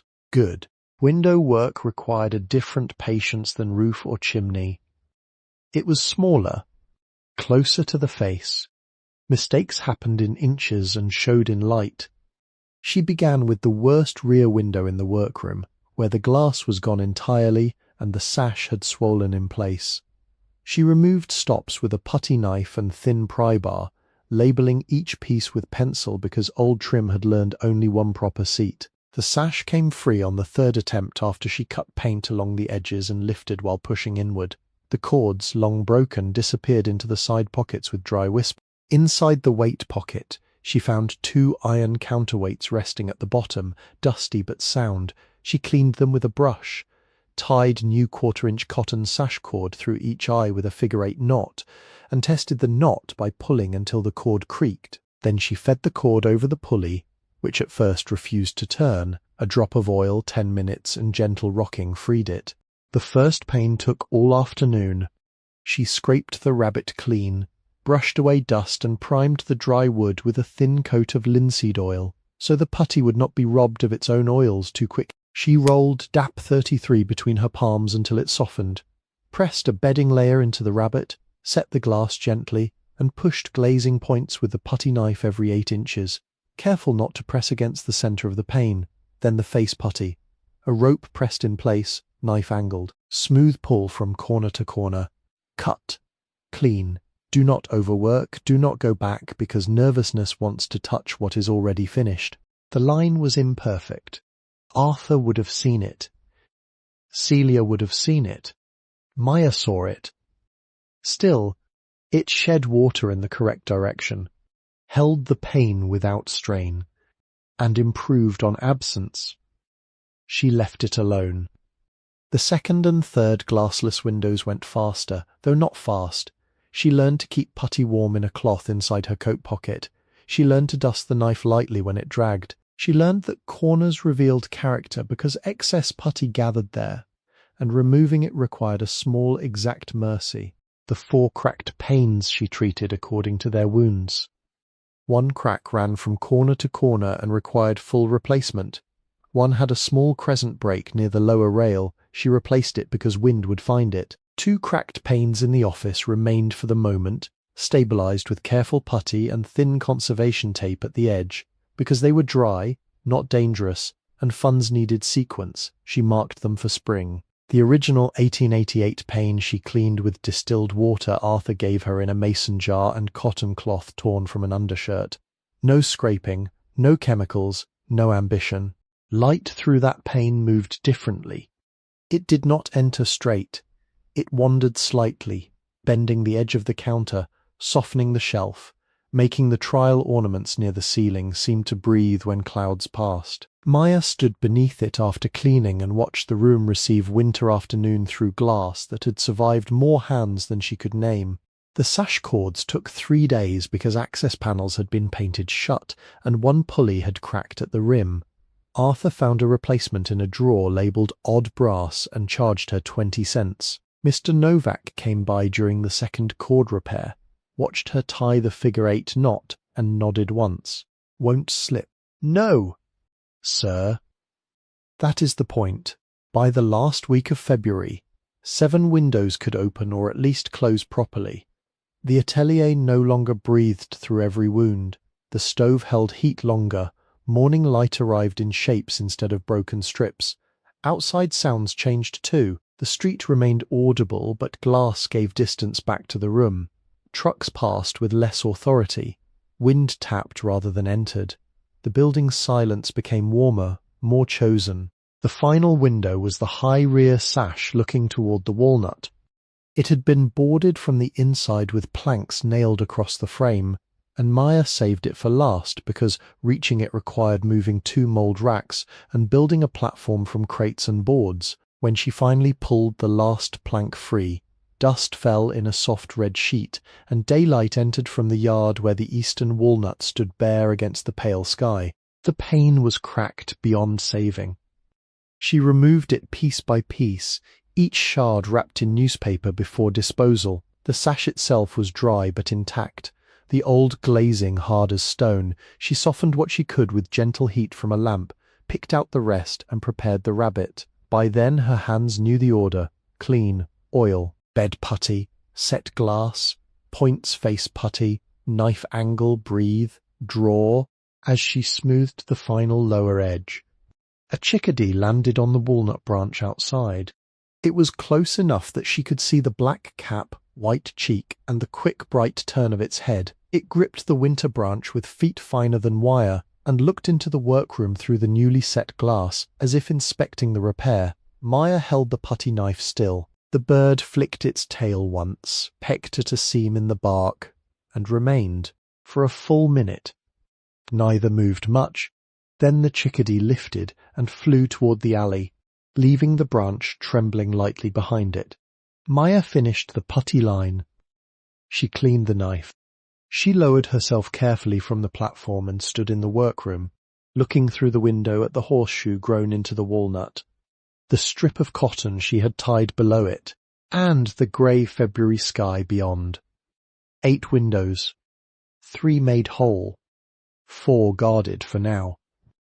1 preserved. She wrote the completion in the notebook without embellishment. February 24th. Last window glazed. Chickadee at walnut. Then she closed the book, wiped a dot of putty from her wrist, and let the repaired glass hold the evening out. Late February brought a thaw that lasted 3 afternoons and revealed the plaster failures plainly. During the deep cold, the walls had hidden their weaknesses behind shadow and numb air. When the sun warmed the south side of the atelier, 3 patches near the chimney loosened at their edges and bellied outward from the lath. Not falling yet, but no longer joined to the building in any honest way. Maya noticed the first one because the surface made a different sound when the stove warmed the wall. Not a crack, not a snap, a dry inner sigh. She pressed 2 fingers to it. The plaster shifted. Behind the top coat, the old horsehair plaster had separated from hand-split oak lath, and the failure had travelled farther than the visible crack. She marked the boundaries with pencil, tapping gently until the solid wall answered with a sharper note. 1 patch was near the stovepipe, roughly 20 inches square. 1 ran in a narrow vertical strip beside the chimney breast. The third, larger and more irregular, spread under the shelf where sample tiles had once collected damp. The original plaster, where sound, was worth more than replacement. It had lime in it, sand of uneven colour, and horsehair fibres that showed at breaks like fine dark threads. The lath beneath had been split by hand, not sawn, each strip irregular, its rough surface gripping the keys of plaster that had pushed between gaps when first applied. Maya stood with a bucket below the first failed patch, and removed only what had truly let go. The fallen pieces struck the bucket with a sound like broken pottery. Arthur had a bag of horsehair in the back of the store from the 1950s. Sealed in brown paper and labelled for plaster repair in lettering faded nearly to grey. "Never thought I would sell that," he said. "I do not need much. You need enough. Too little and the patch cracks. Too much and it clumps. He weighed out what looked like a modest handful, then added a little more. He gave her lime putty from a covered pail, sharp sand, and a warning about patience. 3 coats, scratch, brown, finish. You read ahead. Yes, sir. Then obey what you read. The scratch coat came first. She dampened the exposed lath with a brush, waiting until the wood darkened but did not shine. The mix was lime putty, sand and horsehair teased apart by hand, so the fibres spread through the mortar like roots through soil. She pressed it into the gaps, forcing keys through the lath, then built the surface proud enough to hold but low enough for the next coat. Before it set, she scored it with a broken comb in shallow diagonal lines so the brown coat would have tooth. The wall looked wounded and honest.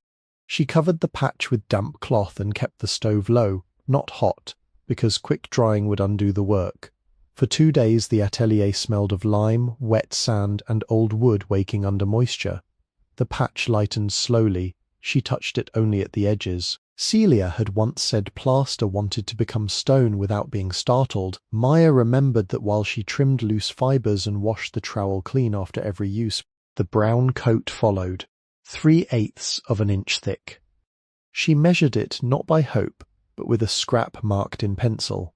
Too thin would shrink and fail, too thick would slump.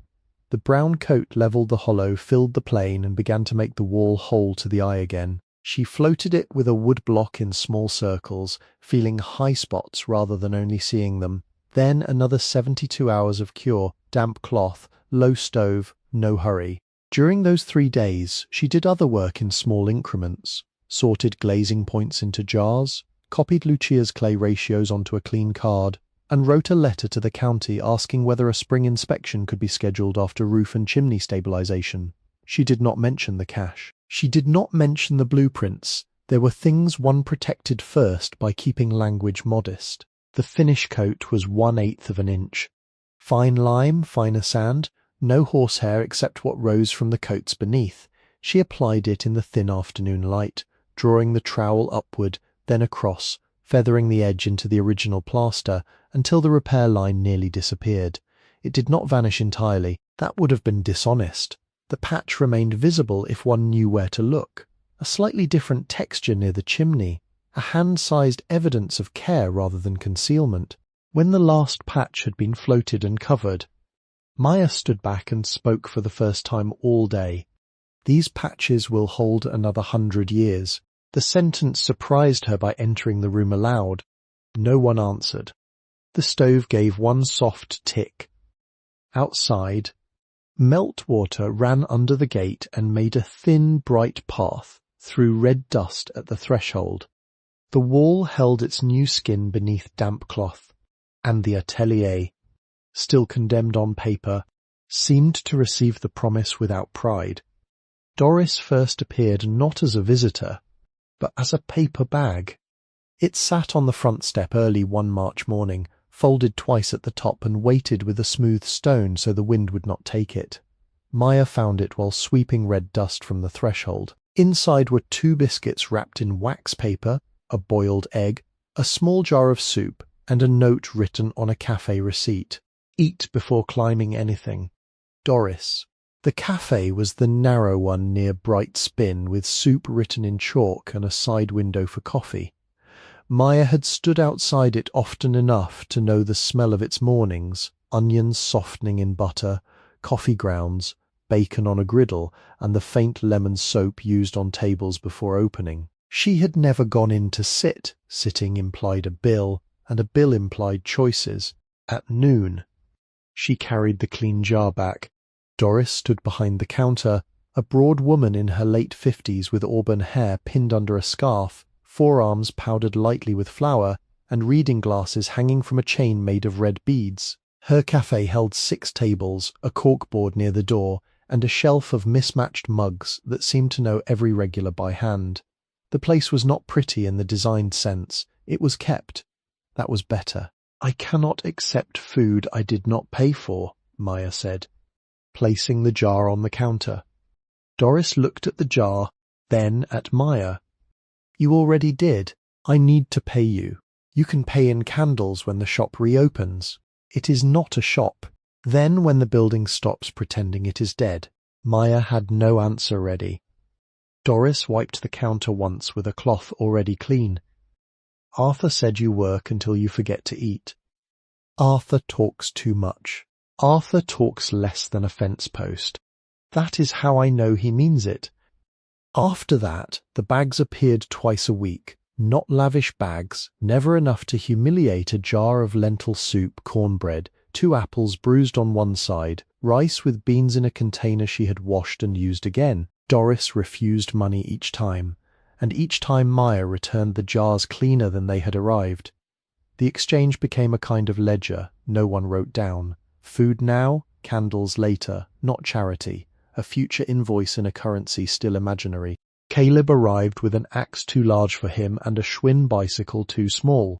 He was 15 or 16, long-limbed, narrow-shouldered, with black hair falling into his eyes and a winter jacket patched at one cuff with duct tape.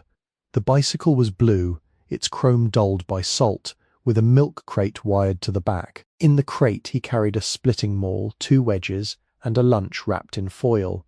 He leaned the bike against the fence on a Saturday morning, and stood at the gate until Maya came out with the hammer in her hand. My mother said. He stopped there. Maya waited. About your grandfather. I do not know what she said. He swallowed, embarrassed by his own mission. She said he fixed our porch after my dad left. Would not take money. Maya did not correct the relationship. The story had likely twisted through memory, neighbour and surname until Celia's people and Raphael's people and Santoro and Bell had become one helpful ancestor in the mouth of a mother who needed her son to learn repayment. The exact genealogy mattered less than the shape of the offering. You came to split wood. Yes. I have very little wood. You have pallets. Some are treated. We cannot burn those. He looked relieved that she knew. I can sort. He worked 3 hours. He was not skilled at first. The maul glanced off one pallet runner and rang so hard he dropped it. Maya showed him how to set the wood on a chopping block made from a cut section of old beam, how to place his feet, how to let the tool fall instead of murdering the air with it. He listened with the particular seriousness of a boy who had not always been trusted to do real work. By noon, there were 3 neat stacks, burnable pallet oak, kindling, and refuse for disposal. Maya took $2 from the emergency envelope Arthur had insisted she keep for small change, and held it out. Caleb shook his head. My mother said, "That is not a complete sentence." He almost smiled. She said no money. Then what will you take? He looked past her into the workroom, where the trial ornaments lined the wall. Can you show me how that face was made? She followed his gaze to the small grotesque head with the nearly gentle mouth. Not today. His shoulders lowered. But another day, yes. After the plaster cures. He nodded once, tied the maul to the bicycle crate with rope, and pedalled away with his lunch still uneaten. He returned the next Saturday, then the next, sometimes for wood, sometimes to carry bricks, sometimes only to ask whether mortar dried lighter because water left it or because lime changed. Maya answered what she knew and admitted what she did not. He seemed to trust both equally. Reverend Boyd passed every morning at 7:30, except Sundays. When he passed at 6, he was a tall, lean man with a dark overcoat, polished shoes and a hat he tipped without breaking stride. His church stood 2 blocks east, a brick building with a modest bell tower, and a basement door where a food pantry operated on Thursdays. He had a face made more of planes than curves, and a beard trimmed close with silver along the jaw. The first week he only nodded, the second he lifted 2 fingers to the brim. The third, when Maya was outside hauling plaster rubble, he stopped. You are Miss Reyes. Yes. Sir. I am Reverend Boyd. Yes, sir. I walk past what needs prayer. Maya looked toward the Atelier, then the street, then his polished shoes standing in slush. That must be a long route. It is. He did not ask to come in. He did not ask what she believed. He did not offer correction, rescue, or a tract folded into her hand. Each morning after that, he paused at the gate, tipped his hat, and spoke 4 words. "Keep mercy near you," then he continued. Sometimes Maya heard him before she saw him, the steady tap of shoes on pavement, the brief hush when he stopped by the gate, the low voice giving its small blessing to brick, glass, woman, dog, and whatever else had survived another night. His words did not make the work easier. They made it less solitary in a way she did not examine too closely. By March, the Atelier had acquired witnesses. Not an audience, not admirers, witnesses, Doris with her paper bags and future candle debt, Caleb with his bicycle and questions, Reverend Boyd with his 4-word prayer, Arthur and Mr. Novak coming by when weather or pride required inspection, Mrs. Braddock sending one brief note that the stay remained active, pending spring review, the word active underlined in blue ink. None of them asked for the secret. None of them knew the guardian held a cash box, drawings, a medal, and the arithmetic of another woman's care. Or perhaps, Maya sometimes thought, they knew enough without knowing facts. They understood that abandoned places were rarely empty. They held debts, failures, promises, and sometimes a person trying to become careful enough to receive them. The cellar had waited because everything above it leaked, smoked, froze, or opened to weather.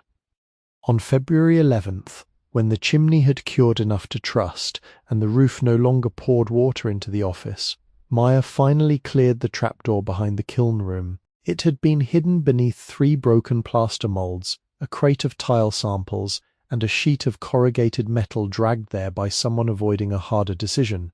The ring pull was iron, rusted flat against the boards. She oiled it in the morning, worked elsewhere until noon, then returned and lifted with both hands. The door came up with a sigh of cold earth. The cellar below was 12 by 15 feet, fieldstone walled and low enough that a tall person would have to bow. 7 granite steps led down, worn in the centre by decades of feet. The air smelled of mineral damp, old potatoes and extinguished fires. Maya carried a lantern Arthur had loaned her, not a candle. Cellars deserved steady light and free hands. Each step received her full attention. First step sound. Second damp.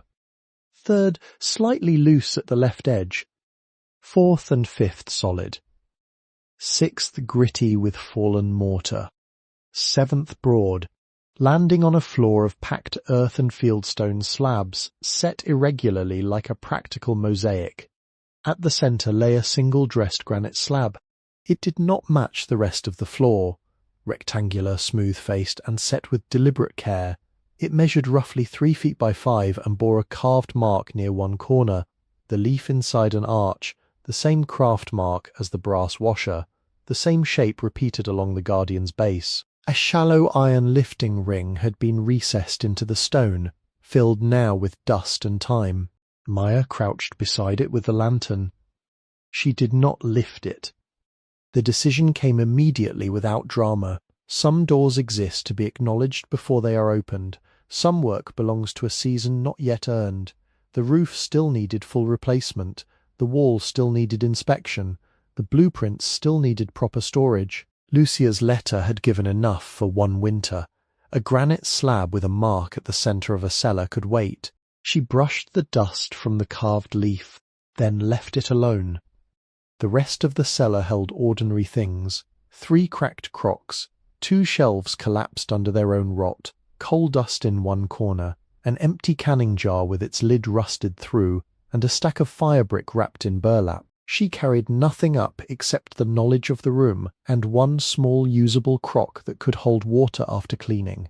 On the stairs going back up, her boot struck something beneath the 3rd step, not the loose stone itself.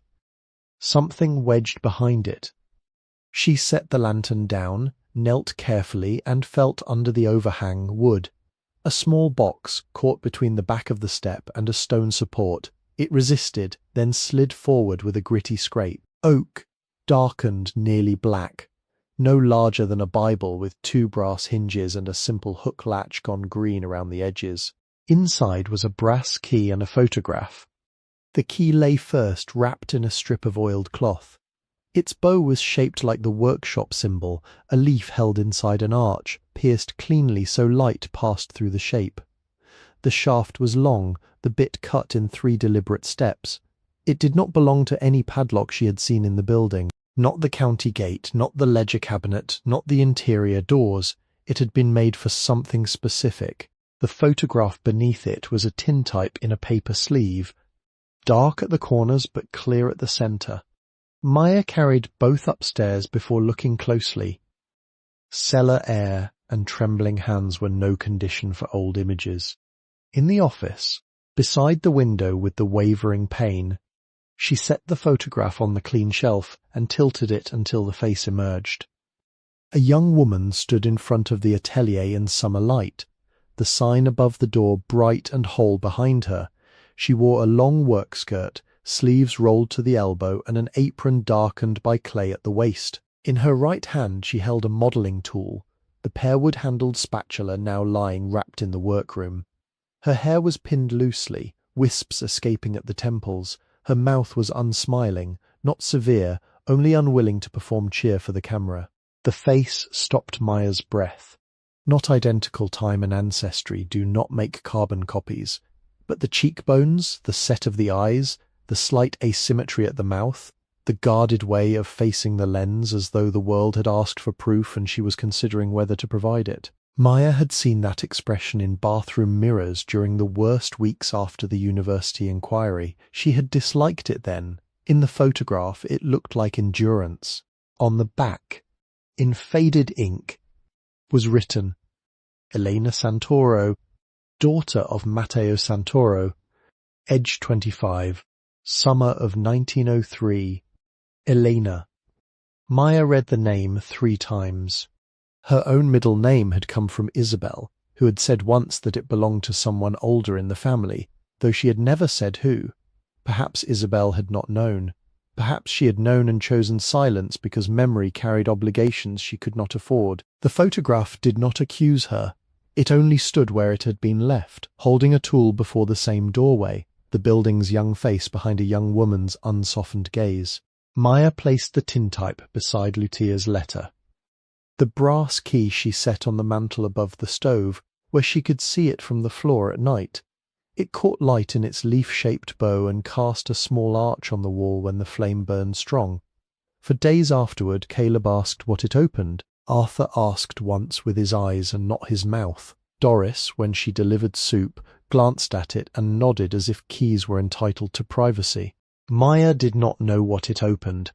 She did not try every lock. A key shaped by hand deserved not to be rattled through drawers in a fit of impatience. It had waited in an oak box beneath a granite step, beside the face of a woman who looked across 1903 without apology. It could wait on the mantel a while longer. By March, snow retreated into dirty ridges along fence lines and shaded alleys, then vanished first from the street, then the yard, then the north side of the atelier where winter always kept one last argument. The creek beyond the ditch grew loud with snowmelt. What had been black, slow water under ice became a rougher channel, brown and quick, carrying twigs, wrappers, walnut shells, and the shaken reflections of clouds. The reeds bent under the force of it. At night, with the windows repaired and the stove low, Maya could hear the water moving beyond the building like a sentence being repeated until understood. The eastern walnut changed last. Before leaves, there were catkins, greenish and modest, hanging from the branches like little weathered tassels.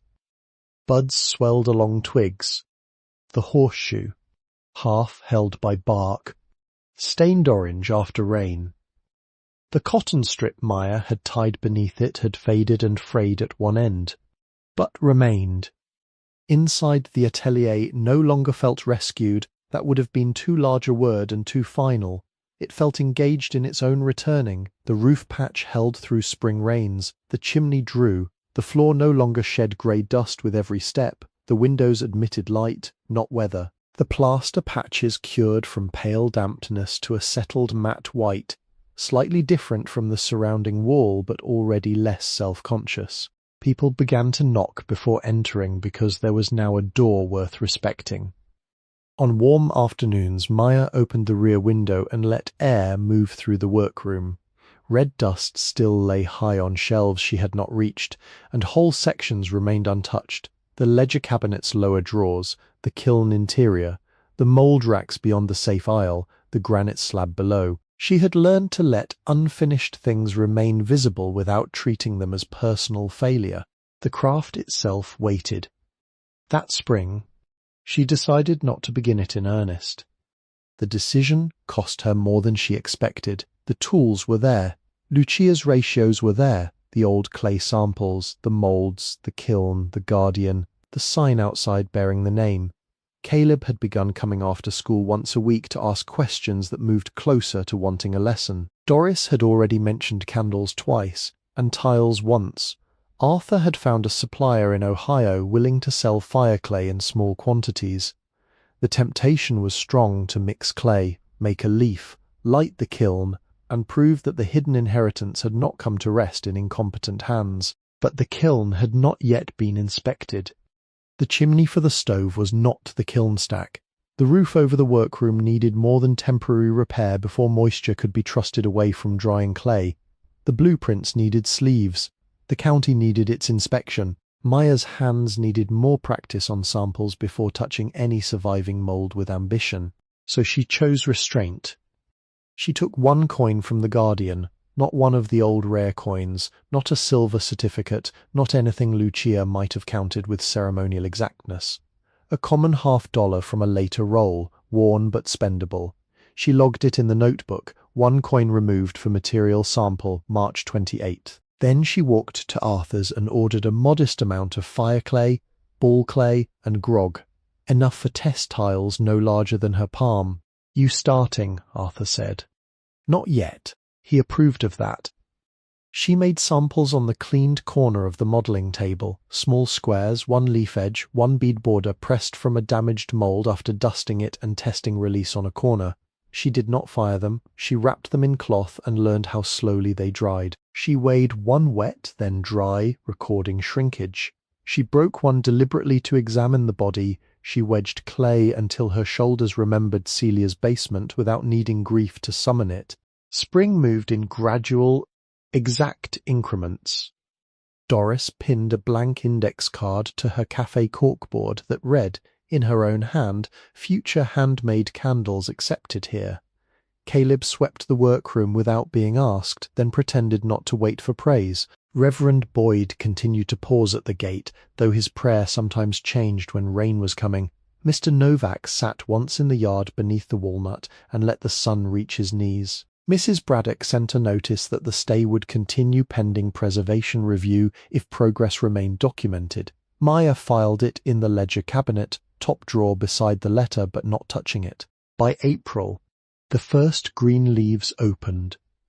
The building took them in through every repaired window. Maya stood in the workroom one evening with clay drying beneath cloth, the brass key on the mantel, Elena's tintype on the shelf, Lucia's letter wrapped and safe, and the Guardian turned slightly toward the door as if watching the light move across the floor. Nothing was finished. Nothing needed to pretend to be. The house was patient. So was she. 2 winters later, in December 2024, Maya completed the first piece she was willing to let leave the atelier. It was not a gargoyle, not a grand cornice, not a lion head, not one of the historical units preserved in the blueprints. She had refused every request that came too early, including one from a developer who heard through someone at the county that original architectural terracotta drawings had been found and came to the gate with clean shoes, expensive gloves, and a smile trained to recognize opportunity. Maya spoke with him outside, never opening the workroom door. He left with nothing but road salt on his cuffs. The first completed piece was a threshold tile for Doris's cafe. 8 inches by 8 inches, square but not rigid, made from a clay body adapted from Lucia's notes and tested through 6 small firings before she trusted it. At the centre was a shallow relief of a cup, not ornate, not sentimental, with steam rising in 3 lines that became leaves before they reached the border. Around the edge, in letters cut by hand, were the words, "In candles when the shop reopens." Doris wept when she saw it, though she turned toward the stove and blamed onions. Maya had fired the tile slowly, holding below steam heat, climbing with the caution Lucia had instructed, watching cones bend through the spy hole of a kiln that Arthur, a retired mason, and a city inspector had all made her prove safe before she laid the first shelf. The firing took nearly 2 days and the cooling another. She did not open the kiln early. Caleb, now taller and quieter, came by twice during the cooling and asked whether looking would hurt it.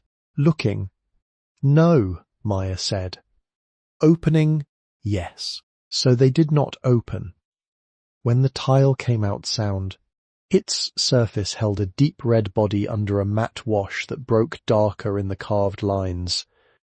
It was modest. It was exact. It carried gratitude without making a spectacle of it. The interior of the atelier by then had not become polished. It had become trustworthy. The office shelves held sample tiles, notebooks, permit folders, wrapped letters, and jars labelled in Maya's careful hand. The white pine floor had darkened further where feet travelled between counter, stove, and workroom. The patched plaster near the chimney had dried into the wall as if it had always known it would belong. The stove stood blacked and steady on a brick hearth she had rebuilt with Caleb's help. The original wavering window glass remained, and in winter afternoons it bent light across the counter in a way that made every pencil line seem slightly alive. In the workroom, the modelling table had been scraped, levelled and oiled until old blade marks showed cleanly. The plaster moulds were sorted by condition. The blueprints rested in archival sleeves in flat drawers built by Arthur from salvaged maple. The Guardian stood near the interior doorway, its belly empty now except for cedar shavings and a folded copy of Lucia's letter, because the money, tools, drawings and medal had each found safer keeping. Maya had not moved the beast far. It belonged where entering eyes could meet it and consider their own behaviour. The kiln chimney no longer leaned 6 inches toward the alley. A mason had stabilised it with careful rebuilding at the upper courses, using soft brick where needed and lime mortar where the old stack required mercy. The sign outside had been repaired, not repainted beyond recognition. Santoro Bell remained visible, the letters retouched only where absence had made reading impossible. Beneath, smaller and newer, Maya had added 1 line on a board Caleb sanded smooth. Architectural terracotta. Repair. Small work. Lessons by appointment. The brass key remained on the mantel until the second winter, because she still did not know where it belonged. Its answer came after an ice storm. On December 29, 2024, freezing rain coated the walnut branches overnight and left every twig glazed. By morning the sun struck the tree and turned it into a structure of cold light. A large limb on the eastern side cracked under the weight but did not fall. Maya heard it from inside, a long wooden report, followed by smaller breakings. She and Caleb went out with a handsaw, rope and caution. The broken limb had opened a seam in the trunk just below the horseshoe. Not a wound made by rot, a hollow intentionally covered long ago by a shaped brass plate, now exposed because bark and ice had pulled away from one edge. The plate was green with age and nearly the same colour as lichen, which explained why no one had seen it. At its centre was a keyhole under a sliding cover no larger than a thumbnail. Maya went inside and took the brass key from the mantel. She did not hurry. Caleb stood beside the trunk, hands in his coat pockets, breath visible, understanding enough not to speak. The brown dog, older now and greyer at the muzzle, sat near the gate with the solemn irritation of someone excluded from a human ceremony he had helped supervise from the beginning. The key entered stiffly. Maya turned it a quarter turn. Then another. Something inside the trunk released with a soft metallic click. The brass plate opened outward on 2 tiny hinges, revealing a dry cavity lined with cedar, built into the tree when the trunk had been far narrower and slowly enclosed by decades of growth. Inside lay a folded flag and a note. The flag had 48 stars, It was wrapped in oilcloth, still dry, still bearing the creases of formal folding. Maya lifted it with both hands and gave it to Caleb while she removed the note beneath. The paper was newer than Lucia's letter, but old enough to have browned at the edges. The handwriting was Lucia's again, shakier this time, dated November 11th, 1968, to the keeper of the shop. This flag was given to me after my brother Peter died, though he came home from the Great War and lived many years past it. Part of him remained in France, and part of France remained in his chest until the end. He asked that it not be displayed in pride, but kept near the tree where Matteo hung the horseshoe after our last full firing. Peter said, "A country is not honoured by speeches from men who never buried anyone. It is honoured when work is done carefully, when the hungry are fed without a sermon, when the dead are named without polishing away what they suffered. If you find this, place the flag in clean air once a year on Armistice Day. Then fold it and return it to darkness. Some things are preserved by not being used every day." Lucia Bell Santoro. Maya folded the note along its lines and stood beneath the ice-lit branches. November 11th. Armistice Day. The medal with Peter's name had already been researched by then.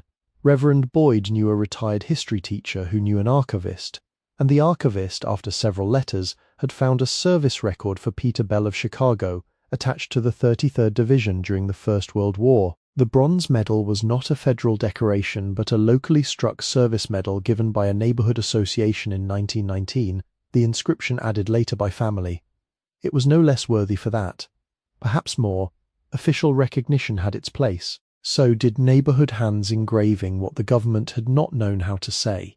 On November 11th, 2025, Maya took the medal to Graceland Cemetery, where a Bell family marker stood beneath bare trees in a section older than most of the apartment towers now visible beyond the grounds. She did not go alone. Reverend Boyd came, though he stood at a distance. Caleb came in a thrift store overcoat and carried the 48-star flag.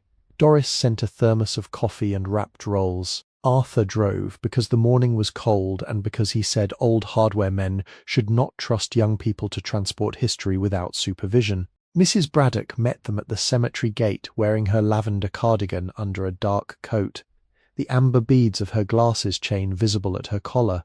The marker was weathered but legible. Patrick Bell. Julia Ferry Bell. Peter Bell. Dates cut in stone, softened by lichen and rain. Maya placed the medal on a folded cloth at the base of the marker. She did not polish it. She did not make a speech. Reverend Boyd said a prayer so brief the wind nearly carried it away, and Caleb held the flag open for 1 minute in the November air before folding it with Arthur's careful instruction. Then Maya wrapped the medal again and took it home. Lucia had asked for darkness to remain part of what it kept. Maya obeyed. The money had diminished by only 3 coins and 2 small bills. $1/2 for the first clay order, 1/4 for a photocopy of a city archive record before the librarian told her not to waste old coins on modern machines. 1 dime taped inside Caleb's first lesson notebook because he insisted on paying something and she insisted he learn exactness. 2 worn $1 bills were used for official document copies when the county required cash at a counter that did not accept cards that day. The rest remained sealed. Not inside the Guardian anymore. Maya had built a fire-rated chest into the base of the flat file cabinet, bolted to masonry, documented in her private ledger, and divided the cash into preservation categories according to Lucia's instruction: emergency roof and paper fund, tool care, legal compliance, future apprentice. The collectible coins remained wrapped and labelled, not sold, not displayed, not used as proof of luck. She added a note of her own to the top of the tin box. This is not wealth. This is responsibility left in spendable form. A bank account did exist now, modest and transparent, funded by repair work, lessons, tile commissions, and a small preservation grant that came without ceremony after the spring inspection finally removed the immediate demolition threat. The grant paid for gutters, not glory. Maya preferred that. The shop reopened the way Doris had predicted. by index card. No announcement, no ribbon, no newspaper photographer asking her to stand beside the Guardian and make tragedy useful for the morning edition. Doris cleared a space on the cafe corkboard between a lost cat notice and a handwritten offer for piano tuning. She pinned a cream card there with black letters Maya had cut, using a ruler and a steady blade. Santoro Bell Atelier. Small terracotta repair. Handmade threshold tiles. Architectural ornament consultation. Lessons by appointment. Leave name with Doris. Within 2 months, the mailing list held 43 names. Most were not collectors, they were caretakers of narrow buildings, church basements, old storefronts, 2 flats, corner bars and family houses with cracked tiles near entryways. A woman from Little Village brought a broken rosette in a towel. A man from Bronzeville brought photographs of a missing cornice block and apologized for not knowing the correct word. A church trustee asked whether a baptismal font tile could be copied. A retired schoolteacher wanted 4 house numbers made in fired clay because the metal ones from the hardware aisle looked too thin for her brick bungalow. Maya worked slowly. She took fewer commissions than people wanted and asked more questions than they expected. She made drawings first, then samples, then molds when needed. She refused restoration jobs beyond her capacity and wrote down the names of people who could do them better. That refusal built trust faster than promises would have.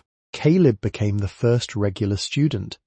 He was 17 by then, taller than Maya, with the same Schwinn bike hanging from the atelier wall because the rear axle had finally given out, and Arthur declared it a relic until further notice. Caleb had built a tool rack, repaired the outhouse roof for historical stubbornness rather than need, and learned to wedge clay without leaving air pockets.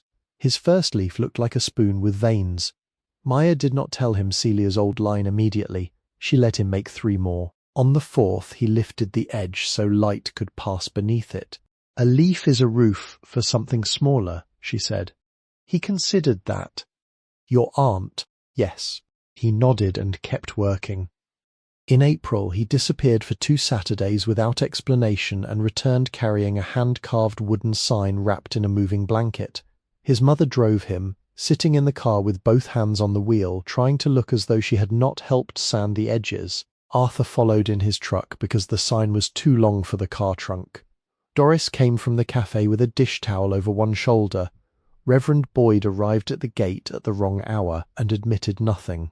Caleb unwrapped it in the yard. The board was walnut, dark and warm, carved in letters imperfect enough to be alive. He had copied the old sign's style without making a counterfeit of it. The main line read, Santoro Bell. Beneath it, smaller, on a separate attached strip, he had carved daughters, plural. Maya looked at the word for a long time. Daughters, not daughter, not a claim that ancestry had finally been solved into a neat line, not a correction of old documents, a widening, Lucia, Elena, Celia, Isabel, even in her silence. Maya, perhaps the woman who would come after. Perhaps Caleb's mother who had sent him with a maul because a debt from a porch repair had crossed households and years. Perhaps every woman whose name had been erased by marriage, poverty, clerks or fear, and yet whose hands had kept the work alive long enough for someone else to find it. Caleb shifted his weight. If you do not like it, I can take off the bottom. No, Maya said. The word came quickly. Arthur studied the carving to avoid looking directly at her face. Letters need oil. They have 2 coats, Caleb said. Need 3. Doris touched the edge of the board with one flower-marked finger. Put it where people can see from the street. Reverend Boyd removed his hat. No one made a ceremony. They fetched screws, a level, a drill, and a pencil. Caleb climbed the ladder while Maya held it. Arthur complained about the angle until it was truly straight. Doris stood in the street and judged sight lines. The brown dog lay in the sun as if all decisions had been his. When the sign was fixed beneath the old one, the building's face changed, not younger, not restored to an imaginary past, more complete in the present, which was harder and better. That night, after everyone had gone, Maya began her own letter. She sat at the cleaned counter under the wavering front window, using a fountain pen Mrs. Braddock had given her from a drawer of old office things. The paper was heavy, cream-coloured, and cut to fit inside the tin box when folded. She had delayed the act for months, not because she did not know what to say, but because she did. Writing for an unknown inheritor required humility of a kind daily work could postpone but not replace. She wrote the first line exactly as Lucia had. "My dear one, whoever you are." Then she stopped, listening to the stove, the street, the tiny movements of a building that no longer sounded abandoned even when no one else was inside. She dated the page, December 29th, 2024. Then she began again. "I'm writing from the counter in the front room, near the window that bends winter light. If you are reading this, then either I have failed to keep the place in use, or I have succeeded long enough that the work has outlived me and chosen another set of hands. Do not be afraid of either possibility. Buildings survive through cycles of attention and neglect. So do trades, so do people." She told the truth. But not all of it. She wrote about the roof patch and the chimney, about Arthur's account pad and Doris's paper bags, about Caleb's first leaf and Mr. Novak's three-stroke nail. She wrote that the money was not to be spent for comfort while the building needed care. She wrote where the blueprints were stored, how to handle the tintype, when to air the 48-star flag, and why Peter's medal should remain dark. She copied Lucia's clay-body ratio and added her own notes from recent test firings. Slower drying in modern heated rooms, careful humidity, longer candling for thick tiles. Never trust a surface that looks dry if the weight says otherwise. She did not name Dr. Voss. There were records elsewhere now. A lawyer had eventually advised her quietly. The university had corrected nothing publicly, though 2 years later a footnote in a preservation journal acknowledged student field research later found to predate portions of the published study. It was not justice in the form people in stories often desire. No apology came. No antagonist returned. No hall of colleagues stood to recognize what had been taken. Maya read the correction once in the library, folded the page and filed it behind permit copies. Then she went home and mixed plaster for a church tile repair. Her life had become too full of real work to keep kneeling at the locked door of false recognition. In her letter, she wrote instead, "Do not spend your strength proving theft to thieves when there is a roof open to rain. Keep records. Tell the truth where it can be held. Then return to the work." She paused after that sentence, unsure whether it was too hard. Then she left it. Near midnight, snow began. It touched the repaired windows with small dry sounds. The stove held steady. The guardian stood by the workroom door, shadow broad behind it, mouth open just enough for water that no longer came. On the mantel, the brass key rested beside the oak box, and Elena's tintype. On the wall, the new sign's shadow crossed the old plaster.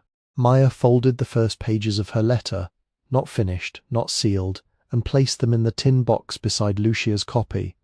There would be more to add. Years, she hoped. Mistakes, certainly. Instructions revised by weather and used names of those who helped. Names of those who needed help and found it here. A future inheritor should not receive only triumph. Triumph was often the least useful part of a story. The next morning, she took the tile for Doris to the cafe. It had been wrapped in brown paper and tied with string. The street was cold, the snow light enough to sweep with a broom at the corner.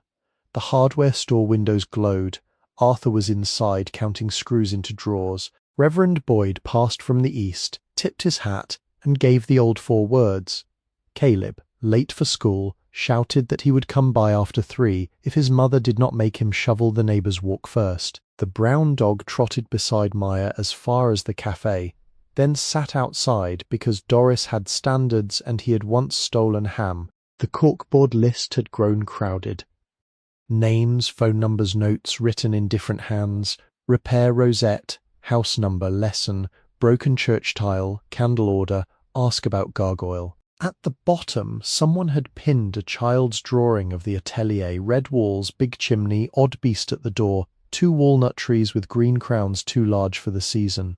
Doris unwrapped the threshold tile and said nothing for so long that the morning cook came out of the kitchen to see whether something had happened. Then Doris wiped both hands on her apron and carried the tile to the cafe entrance, where a small square of cracked commercial tile had been removed the week before. The new piece fit into the prepared bed with a narrow margin for grout. Maya set it carefully, pressed it level, and cleaned the edges with a damp sponge. People stepped around them to enter. No one complained. Regulars knew better than to disturb a thing being placed right. When the tile was seated, Doris stood above it. "There," she said. It was the only ceremony required.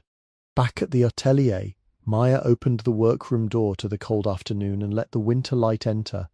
The repaired floor took it, the plaster took it, the tools lying ready beneath cloth took it. Outside, the old sign and the new strip below it moved slightly in the wind. The walnut held its hidden plate closed again.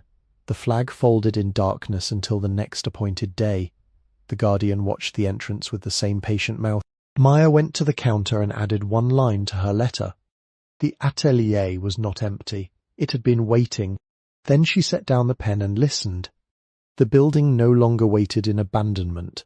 It waited the way a good workshop waits between tasks, holding dust, heat, tools, silence, and the last work's lessons until the next hand reaches for them. It had always waited like that, perhaps even under condemnation, even under snow, even when the county maps stopped speaking its name. Some waiting is not emptiness. Some waiting is faithfulness stretched beyond the span of one life. A terracotta atelier waits. It has always waited. And in a drawer of Mrs. Braddock's old metal desk, beneath a rubber-banded stack of index cards and a packet of county receipt paper, there remained a worn $7 receipt and one ordinary bill she had quietly exchanged from her own purse the day Maya paid the minimum bid, because the original was too damp from rain and too stubborn with history to send away into circulation. Mrs. Braddock never mentioned it. Some records belonged to the county. Some belonged to Mercy.